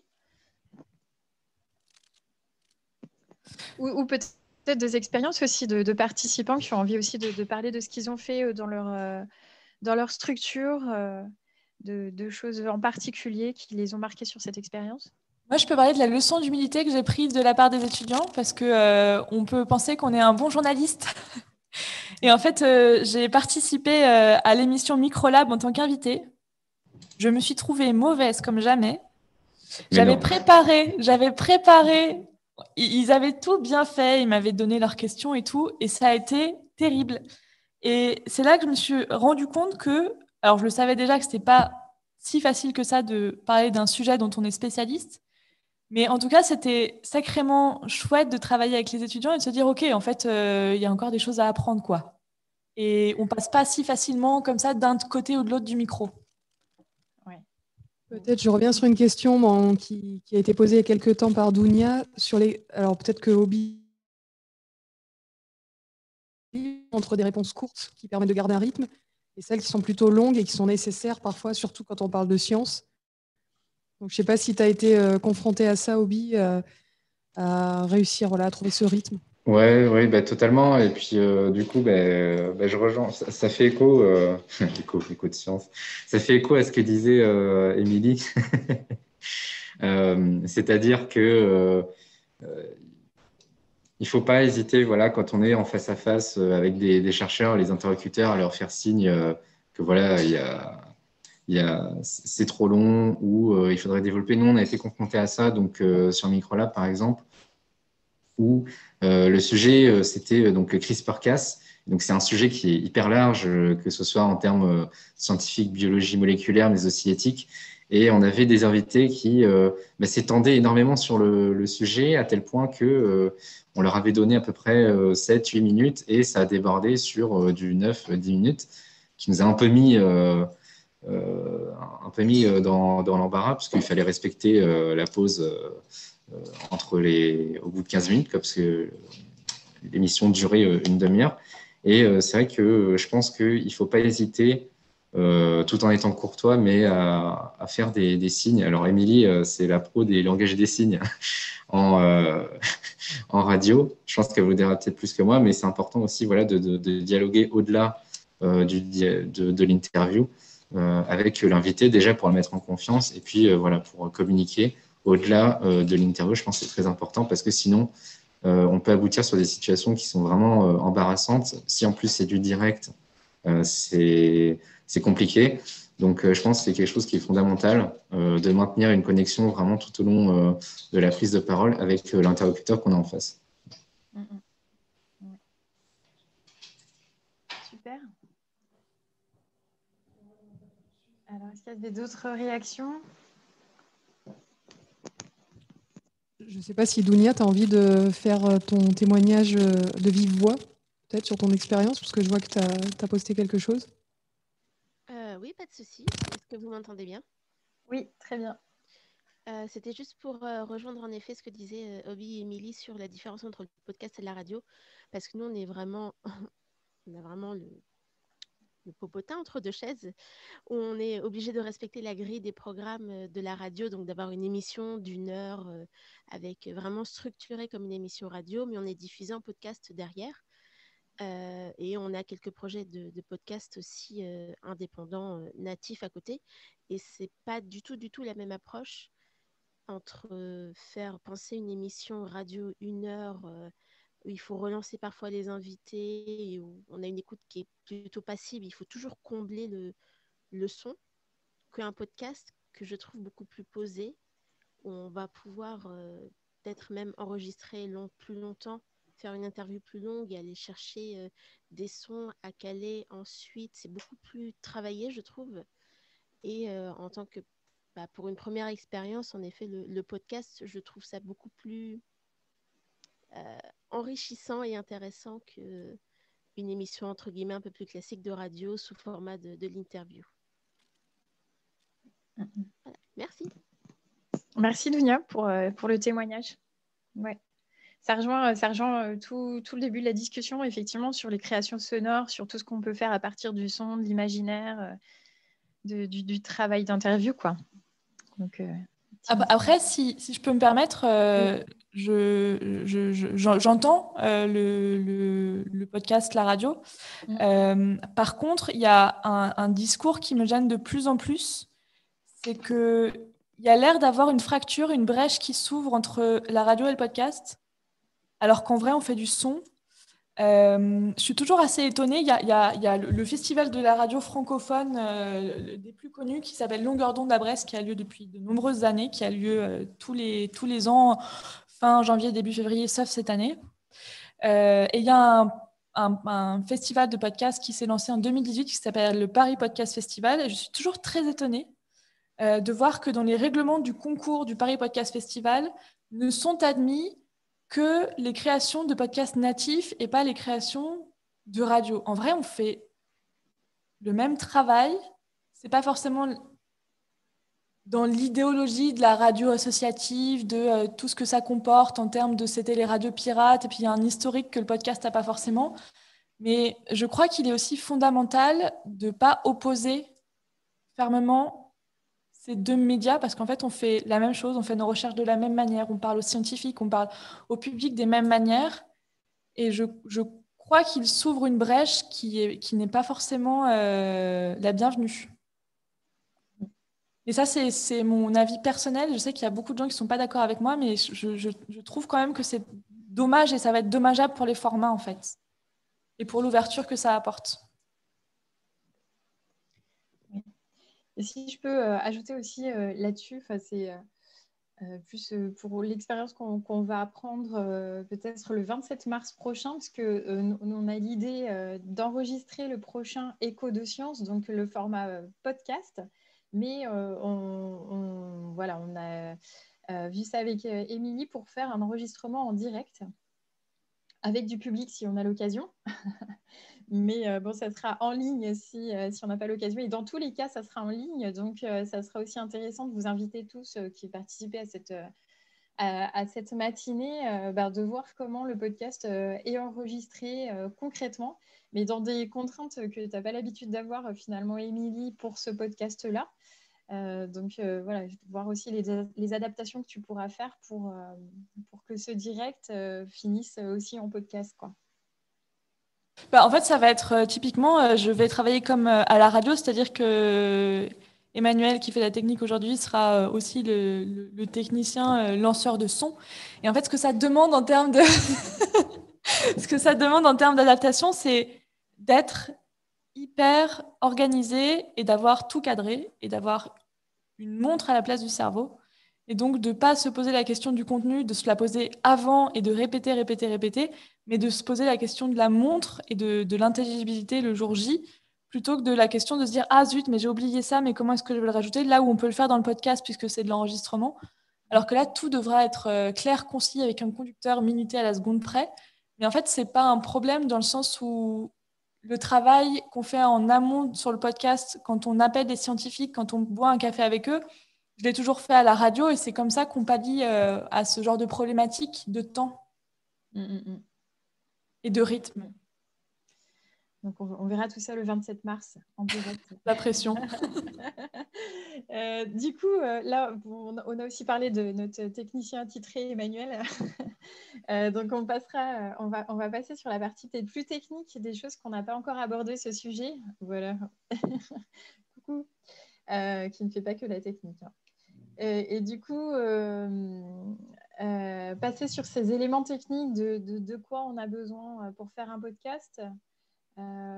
Basiquement ou pas, parce que tout le monde n'est pas forcément équipé pour le faire. Donc, qu'est-ce que tu utilises toi et puis qu'est-ce que tout à chacun pourrait même utiliser chez lui, quoi, sans forcément acheter. Je dirais que je déplace mon micro, techniquement, pour que vous puissiez m'entendre. Je dirais que donc, la première fois que j'ai investi en tant qu'étudiante, j'ai investi sur ce matériel-là, qui est un Zoom H4, qui permet d'avoir directement du son dans l'enregistreur via des micros en stéréo. Donc, stéréo, ça veut dire gauche et droite. Donc, on a déjà des micros internes au Zoom et on peut en rajouter en fonction des besoins. Il y a plusieurs types de micros, les cardioïdes, les hypercardioïdes, les omnidirectionnels, enfin, il y a tout ce que vous voulez. Si on fait de la voix, on fait de l'ambiance. Donc, avec des câbles XLR, c'est les 3 pattes, eh bien, on peut ajouter des micros en stéréo gauche, droite ou 2 micro-voix différents pour nos interviews. Donc ça, c'est un peu l'équipement basique, en sachant que la démocratisation du podcast vient du fait qu'avant, on avait du matériel à 2 000 €. Maintenant, on a du matériel à 180 €. C'est-à-dire que maintenant, avec un investissement quand même minime par rapport à avant, tout le monde peut se mettre au podcast. Pascal a sorti aussi ce genre de matos là. Là, on a un micro qui est un Blue Yeti qui se branche en XLR 5 branches, ici à une table de mixage, mais il existe aussi le même modèle avec un câble USB que vous branchez directement à votre ordinateur. Ah, pardon, on peut aussi sur celui-là, excusez-moi.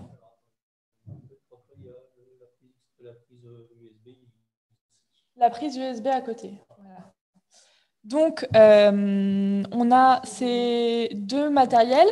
On va utiliser plutôt celui-là si on veut faire de l'interview et de l'ambiance sonore, aller chercher des sons de ruisseau, aller chercher des sons d'oiseaux, je ne sais quoi, avec ces deux micros-là. Donc ça, c'est chouette parce que c'est ultra compact, ça se glisse dans un sac, même dans un sac à main. C'est avec ça que j'ai fait les sons du Maroc, par exemple. C'est le Zoom H4 N Pro Black. C'est le tout dernier qui est sorti. On ne gagne pas d'argent en vous donnant des marques. Hein. Il y a aussi des micros chez Tascam qui sont excellents. Donc, effectivement, je vous parlais de c'est pas cher parce que c'est que du plastique. Donc, ça veut dire qu'on va mettre notre matériel sur une moufle ou on va acheter un pied à 20 €, un pied d'appareil photo qu'on va mettre là pour ne pas toucher le plastique qui est conducteur et qui pourrait faire du bruit parasite. Ensuite, donc ça, c'était mon premier matos. Ensuite, j'ai investi là-dedans parce qu'une fois qu'on est hyper bien équipé et que notre son est de qualité, le travail d'un créateur sonore, c'est de se dire comment est-ce qu'on peut faire le son de meilleure qualité avec le matériel le plus basique. Ça rentre pas dans un sac à main, ça rentre dans un mouchoir de poche, quoi, dans une poche. Et en fait, ce Zoom H1, là, alors toujours pareil, il existe les mêmes chez Nagra, il existe les mêmes chez Tascam, hein, on n'est pas... Ils font aussi du très bon matos pour le coup. Ce matos-là, en fait, il permet de se poser la question de comment est-ce qu'on fait le meilleur son avec le matériel le plus basique possible. Et on se rend compte que faire un bon son, c'est un placement de micro et une question de réverbération. La réverbération, c'est le synonyme de l'écho. C'est comment est-ce que les murs et l'environnement autour de nous, quand on est enfermé, elle va renvoyer ou absorber le son. Et on se rend compte qu'il faut donc peu de volume qui rentre et être très près de la source. La source étant la voix, étant l'ambiance sonore. Donc ça, c'est super dans un deuxième temps ou dans un premier temps quand on veut plutôt faire du contenu plutôt que de la forme. Après, on va passer là-dessus et on revient là-dessus quand on maîtrise parfaitement le format sonore et parfaitement la qualité du son. Je vous parlais tout à l'heure de micro additionnel. Ce qu'on utilise en général, c'est le Shure SM58 qui est en fait un micro de chant et qui permet, grâce aux fréquences qu'il prend, d'avoir une bonne qualité sonore sur de la voix. Donc ça, c'est un micro d'interview de journaliste basique qui est de très bonne qualité. Moi, là, je parle dans un micro comme ça.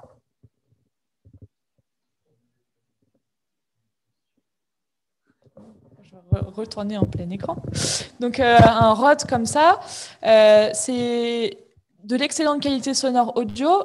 La question qu'il faut que vous posez en priorité, c'est est-ce que vous allez sortir avec votre matos ou est-ce que si vous avez un ordinateur et un micro USB, ça suffit?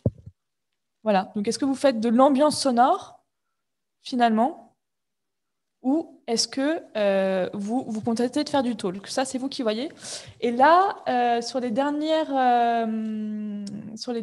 créations sonores que j'ai faites, notamment pour le département de l'Isère, j'ai investi dans du matériel de field recording. Donc, le field recording, c'est une pratique sonore qui vise à aller dans la nature et à aller chercher des chants d'oiseaux, des sons de ruisseaux. Et donc, ça me permet d'avoir 6 entrées particulières. Et ce qui va différer sur la qualité de ces différents matériels, c'est le préampli. C'est comment est-ce que l'énergie sonore, la vibration, parce que le son, c'est de la vibration, comment est-ce que la vibration est acceptée par le matériel? Est-ce que c'est à peu près clair pour tout le monde? Super. Si ce n'est pas clair, vous m'arrêtez direct et on reprend. Hein. Y a pas de... Et donc, ce matériel-là... Oh, ça fait de l'écho. Non, ça a l'air bon hein, pour les gens. Et puis en plus, Marion poste un lien vers la pratique du field recording. Trop bien. Donc ça, c'est du F6, c'est un peu plus cher comme matériel. Mais moi, sur les expérimentations qu'on a fait avec Pacte et les chercheurs, en fait, ça me permet d'avoir un son qui est parfait sur la voix dans différentes ambiances. Parce que quand on prend du son de talk, il faut aussi se rendre compte qu'il ne faut pas de bruit autour. Et là, c'est quand même relativement résilient comme matériel. Alors ouais, c'est du matériel à 600 €. Vous ajoutez les micros, le micro, l'unité, le Shure SM58, il est à 100 €. Si vous augmentez un peu les entrées, vous prenez un F8, un Zoom F8, vous avez 8 entrées, et ben vous êtes tout de suite à 1 000 €, mais tout dépend de l'utilisation que vous en avez. En tout cas, le basique de chez Basic, et en tout cas, ça sert peut-être à rien d'avoir un F6 pour commencer, mais c'est le H4 ou le H6 qui est la même chose que le H4, mais avec 2 entrées en plus.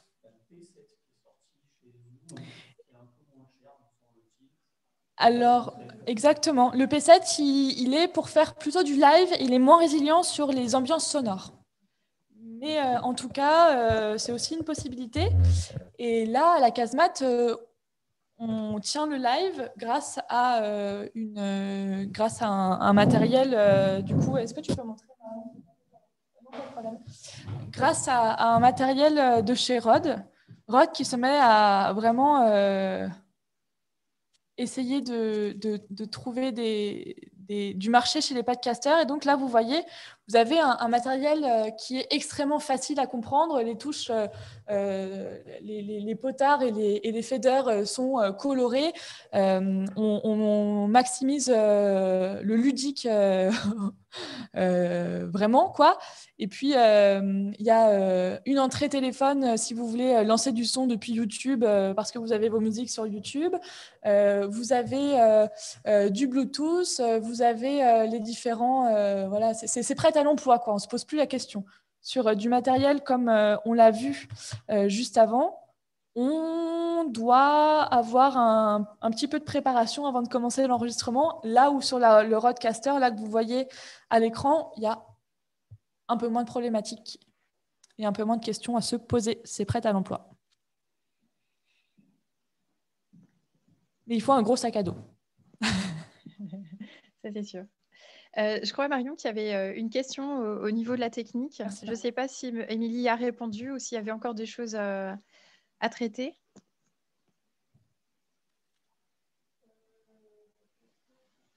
Alors, pas de code réduc. Hein. Je réponds à celle qui en croit. Oui, il y a des codes. On demande des codes réduc. Nous, on n'a même pas de code d'affiliation. On ne gagne rien. Non, on n'a rien du tout. Même moi.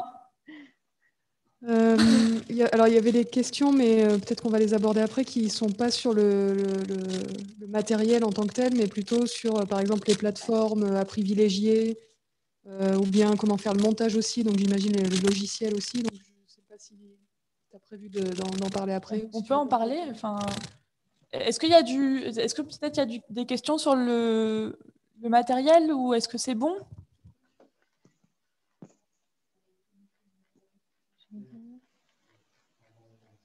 Je vais vous ajouter le lien vers l'outil de field recording. Ah, le Zoom F6, ouais. Ouais.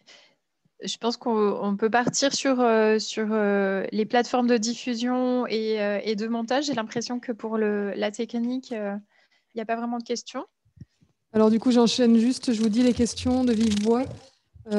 Concernant le montage, peut-être pour commencer, comment se fait le montage? Et également, au-delà du montage, est-ce que les intervenants écoutent aussi avant diffusion ce que tu fais? Est-ce que ça demande de recontacter à nouveau les personnes plein de fois? Voilà. Et puis on posera les questions après pour la diffusion. Alors, les journalistes sont frileux à faire écouter ce qu'ils produisent. Moi, je trouve que c'est on doit faire réécouter aux scientifiques ce qu'on a produit, puisque de toute façon, je peux très bien avoir 40 minutes de son, les réduire au quart d'heure, et finalement, c'est pas ma spécialité. J'ai lu beaucoup, mais peut-être que j'ai mal compris et que quand j'ai remonté, j'ai remonté de travers. Donc, je préfère toujours envoyer aux scientifiques les capsules sonores, et Arthur et les scientifiques font toujours un retour sur les montages qui ont été faits. Je pense que c'est hyper important. Donc ça, c'est la première chose. Et la deuxième question, elle était sur le montage. Quand je vous ai dit au départ, au début du live, qu'il y avait à boire et à manger sur les formations, j'ai vu une formation au montage sur Audacity. Alors, c'est pas une moquerie de ma part. Je pense qu'on doit penser à faire autre chose que du talk et inclure de l'écriture et de l'ambiance sonore, et qu'en fait, il vaut mieux fait que parfait. Donc, il faut se lancer, quoi qu'il arrive, si vous avez envie de faire du podcast. Mais par contre, il y a un logiciel qui s'appelle Audacity. Pour moi, c'est un logiciel de boucher, et il y a beaucoup de gens qui proposent des formations sur Audacity. Moi, je trouve ça complètement fou. Même si dans nos radios associatives, parfois, on le fait. Mais moi, ça ne me parle pas du tout. Et j'ai commencé à me dire que j'allais faire de la création sonore le jour où j'ai passé 48 heures sur Reaper pour fabriquer une création sonore avec Léa Barnel en théâtre. On y passe du temps. Je vous ai mis des ressources sur YouTube. J'ai fait 2 vidéos, notamment comment installer Reaper et comment prendre en main Reaper. Et le deuxième, c'est comment maximiser votre son avec 3 plugins qui sont les plugins de base. YouTube, Skadi & Co. Et donc, j'utilise le logiciel Reaper, R-E-A-P-E-R. Toujours pas de code promo. En fait, c'est un logiciel qui est gratuit. Vous l'évaluez toute votre vie si vous avez envie. Et puis, par contre, c'est quand même des logiciels libres. Et à partir du moment où vous gagnez de l'argent avec ça, c'est quand même important de rémunérer à leur juste valeur les développeurs. Donc, c'est bien de le payer. C'est 60 € ou 240 € pour toute la vie, quoi. Ça ne va pas chercher loin. Voilà. Mais en tout cas, c'est gratuit si vous faites des choses pour vous et que vous ne gagnez pas d'argent avec votre podcast. C'est un logiciel qui est hyper intuitif. C'est pour moi le logiciel de base dans tout ce qu'on fait. Et ensuite, il faut imaginer, donc vous avez de l'écriture de votre podcast par le biais d'un conducteur. Donc le conducteur, c'est qu'est-ce qui se passe seconde après seconde dans votre création sonore, dans votre interview, comment est-ce que vous venez agencer des sons d'ambiance. Et le logiciel Reaper va vous permettre de passer de l'écriture papier à l'écriture sonore, de fabriquer les sons. Il faut voir l'émission de radio, le podcast, comme un mur de briques. C'est-à-dire que on va avoir de la voix, on va avoir de la musique, on va avoir un jingle, de la voix, hop, tout ça va venir s'imbriquer seconde après seconde. Et donc, sur ce logiciel, on va mettre les éléments de même nature sur la même ligne pour pouvoir les travailler ensuite, pour les rendre plus jolis. Donc, on va mettre la voix, on va mettre une ligne pour la musique et les jingles, l'identité sonore, et puis une autre track, une autre piste pour les ambiances sonores afin de travailler petit à petit cette création sonore. Je ne sais pas si vous avez des questions sur Reaper. En tout cas, c'est clair que tout le monde est d'accord avec Reaper par rapport à Audacity. Yes, je suis très contente parce que des fois, je suis obligée d'argumenter jusqu'au bout. Non, là, il y a des témoignages qui vont dans le même sens. Très bien. Après, je ne sais pas, Marion, si tu avais des questions en particulier sur les aspects montage. Là, on voit même l'image de Reaper. Enfin, c'est la page du site.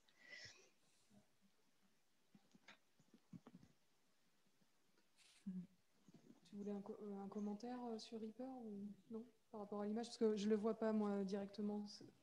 Après, vous avez Pro Tools, par exemple, au Conservatoire de Grenoble, en métier du son, on nous oblige à travailler sur Pro Tools. Bon, c'est une autre vision du mixage d'instruments de musique. Vous avez Audition, Première, avec lequel vous pouvez aussi faire du montage. C'est en général toujours les mêmes logiques. Et ensuite, c'est comment est-ce que vous venez mettre vos plugins. Les plugins, c'est des filtres audio, en fait, comme il y a des filtres sur la photo, c'est des filtres audio qui, tout simplement, vous permettent de venir travailler les 3 problématiques du son qui sont le temps, la durée, la fréquence, la hauteur, Donc, do, ré, mi, fa, sol, la, si, do, c'est la hauteur. Notre oreille elle entend de 20 Hz à 20 kHz. On peut travailler un peu le son. Et puis, donc, durée, fréquence et volume. Donc, comment est-ce que les différents éléments au mixage vont venir s'intercaler les uns aux autres et qu'on ait toujours le même volume, mais avec du rythme entre les différentes natures de son. Oui. Vous m'entendez ? Oui. Eh bien, s'il y a pas, il y a l'air de ne pas avoir de questions directement là-dessus. L'autre question que j'avais gardée tout à l'heure de Hobby, c'est sur les plateformes donc, de diffusion. Quels sont les avantages et les inconvénients des différentes principales à Acast, Ocha, SoundCloud ? Est-ce que tu nous en conseilles une plus qu'une autre ? Il parle notamment de tout ce qui est abonnement, gratuité, visibilité, référencement. Et une petite question supplémentaire par rapport à ça, est-ce que c'est toujours pertinent d'utiliser SoundCloud par rapport aux autres plateformes ? Est-ce qu'il y en a qui ont pris le pas ? Alors, c'est dense. Est-ce que moi, je suis une fanatique de Acast parce que justement, c'est suédois. Et je trouve ça intéressant. J'avais une approche particulière avec les gens de Acast. Enfin, je les connais un peu, donc je sais que si j'ai un problème, je peux directement les contacter, quoi. Ocha, c'est français.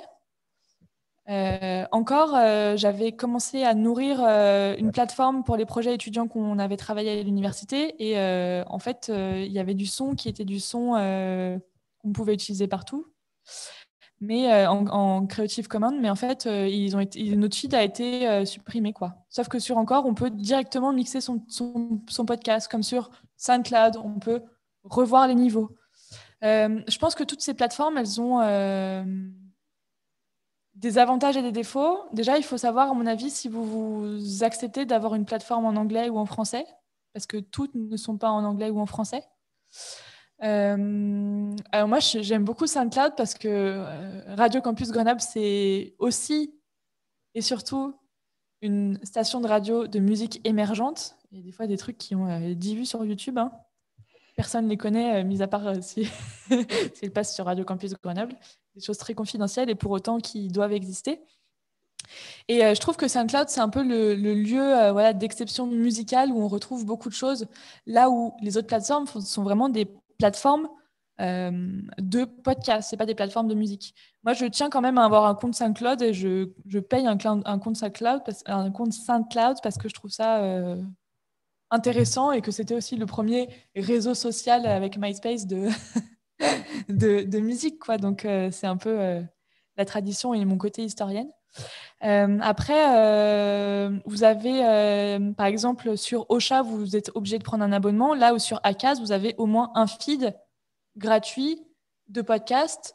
Pour autant, vous n'avez pas les statistiques si vous ne payez pas ou moins de statistiques. Là où sur Ocha, ça vous coûtera 11 € par mois, alors que sur Acast, ça vous coûte 20 € par mois pour un feed. On va écrire sur Scadi & Co un article la semaine prochaine sur les différents hébergeurs. Donc, on est en train de diguer de tout ça.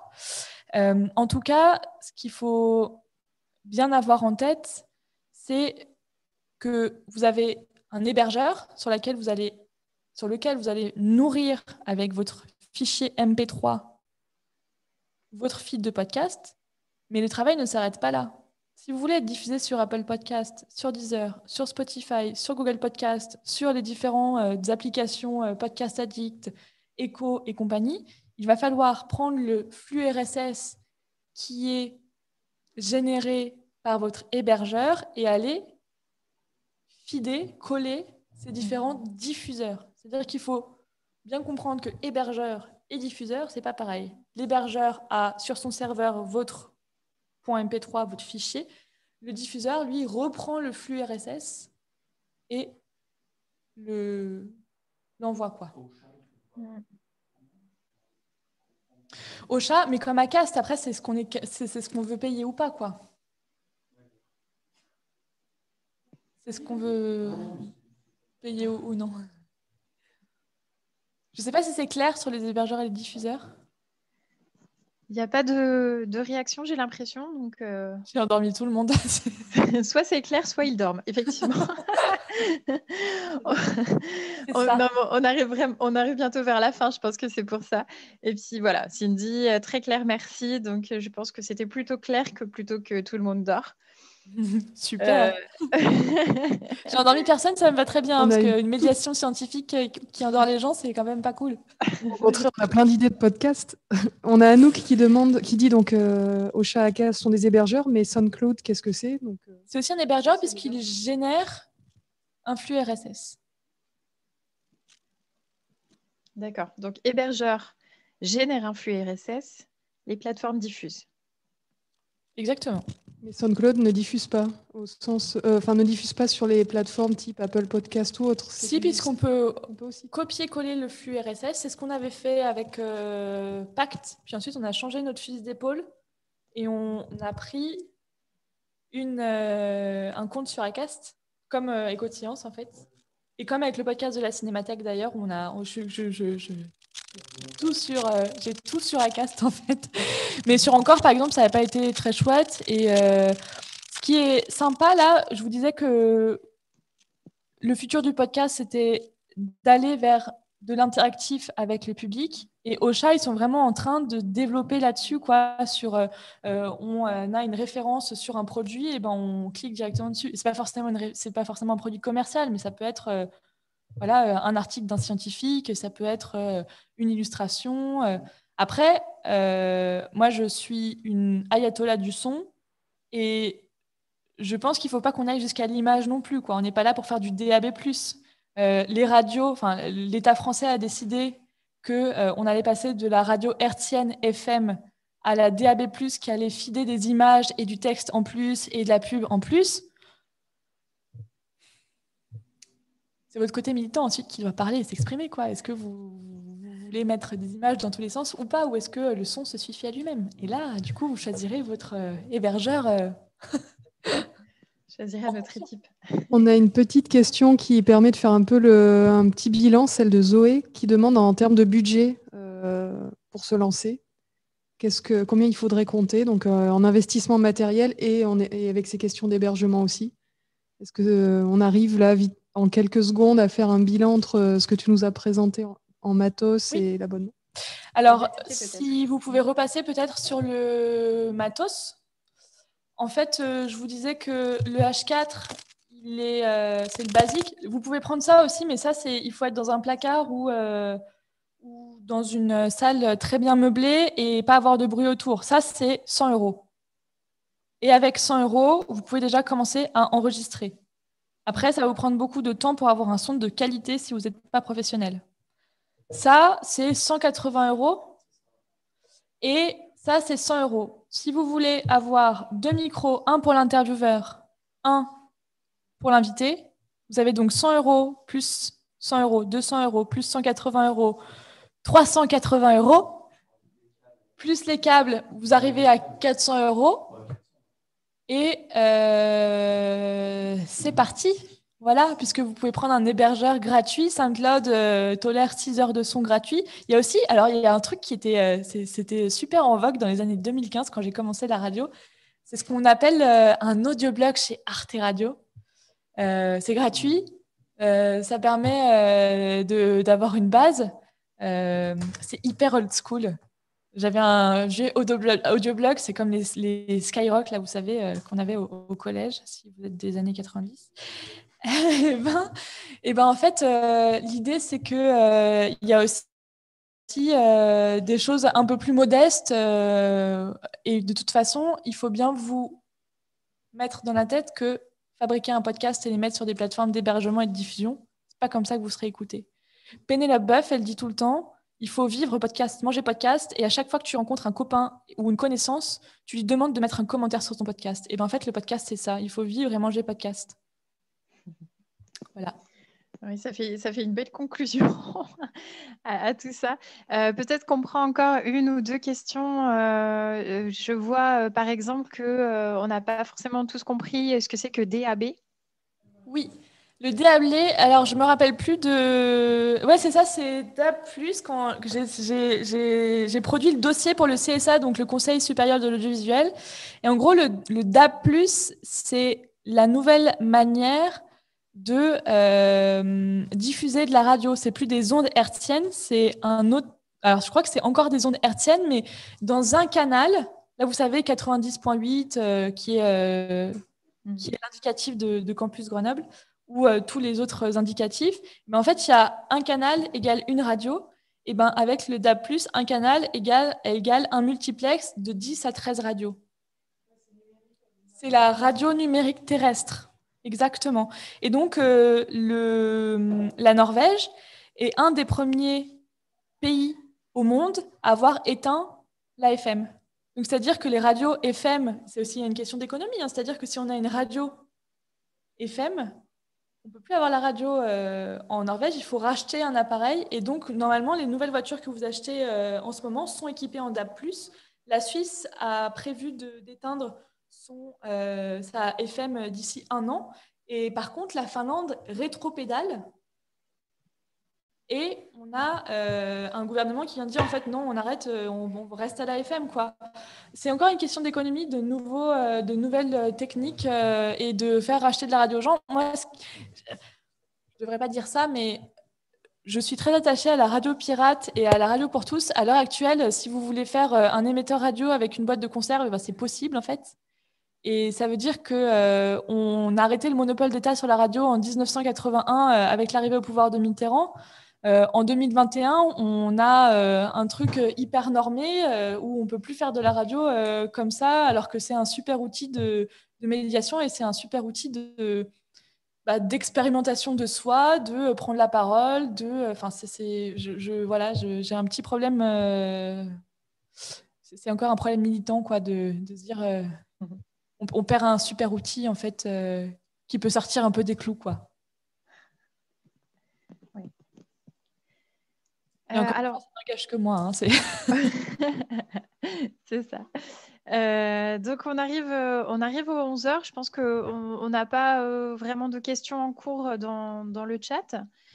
Juste une petite dernière qui allait en complément de cette DAB+, c'est Obi qui demande si ce n'est pas lié aussi à la saturation des ondes actuelles. Alors, c'est intéressant comme question. Par exemple, à Paris, Radio Campus Paris n'a qu'une moitié de bande FM, c'est-à-dire que sur le même canal, ils peuvent diffuser, je crois que c'est de 6h du matin à 18h, donc ils font une matinale de 18h, ils sont très drôles. Ou l'inverse, je crois qu'ils diffusent peut-être de midi à minuit. Et en fait, ils partagent leurs ondes avec une autre radio. Donc, il y a la moitié de Campus Paris un temps et la moitié de l'autre radio l'autre temps. Il y a des endroits, notamment à Mulhouse, avec la proximité de la frontière allemande et suisse, où il n'y a plus du tout de place sur la bande FM. Il y a aussi de ça, effectivement. Par contre, nous, on est tranquille à Grenoble, quoi. On pourrait encore faire des boîtes de conserve, alors. Exactement. Une idée pour le Fab Lab. Alors, je ne sais pas si vous avez un petit mot de la fin avant qu'on se quitte, Émilie, Obi ou Arthur. Juste avant, je voudrais rappeler les 2 dates qu'on a citées au cours de cette matinée. On a donc une formation le 26 mars, mais il me semble, si je me rappelle bien, que c'est une formation qui est en présentiel, donc qui pourrait juste concerner les habitants qui peuvent être proches de Grenoble ou qui peuvent venir pour la journée. Donc ça, c'est le 26 mars. Vous pouvez trouver toutes les informations sur le site de la Casemate, lacasmate.fr. Et donc cet enregistrement du prochain podcast Écho de Science qui sera diffusé en direct depuis la Casemate, ce sera le samedi 27 mars sur le thème des risques. Donc je ne sais pas si vous avez un petit mot pour terminer, pour conclure. Merci. C'est un petit mot, voilà. Merci beaucoup. C'est le mot de la fin. Exactement.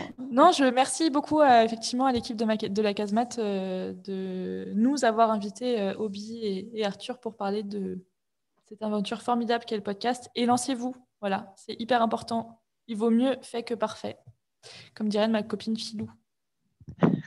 Et un tout petit mot côté modération, je vais copier tous les liens qu'on a posté dans le chat et on vous enverra ça par mail, je pense. Alors, ça sera peut-être un peu brut, hein, ça ne sera pas un article. Pour ça, il faudra aller sur le site Scadi & Co dans la semaine prochaine, donc, si j'ai bien compris, pour Oui, on y travaille. l'article sur les plateformes. Oui.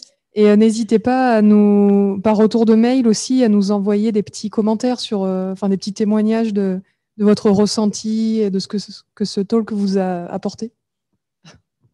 Oui, tout à fait. N'hésitez pas aussi à nous envoyer, pourquoi pas, votre podcast une fois que vous l'aurez lancé à la suite de ce talk. Là, vous allez aller directement sur les plateformes pour acheter votre matériel et puis ensuite, vous nous tiendrez au courant de tous vos projets.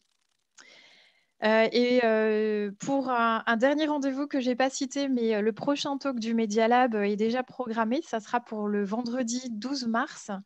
Et on va traiter de la question des femmes dans les sciences avec 3 intervenantes aussi qui travaillent sur des sujets de comment est-ce qu'on peut développer des ressources et des actions pour favoriser les femmes dans les parcours scientifiques.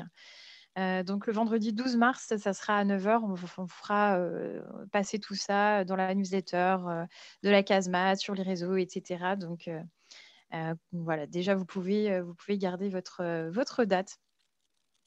Il ne me reste plus qu'à vous remercier aussi tous les 3, Obi, Arthur et Émilie, pour vos interventions super intéressantes de ce matin, vos partages d'expériences. Remercier Marion, Emmanuel et Pascal pour tout le support technique et d'animation du côté de la CASMAT. Et puis vous tous pour vos participations, pour vos questions, pour vos expériences. Et voilà, je vous souhaite une très très bonne journée et j'espère vous retrouver dans les prochains talks très bientôt. Au revoir, merci à tous. Merci à vous.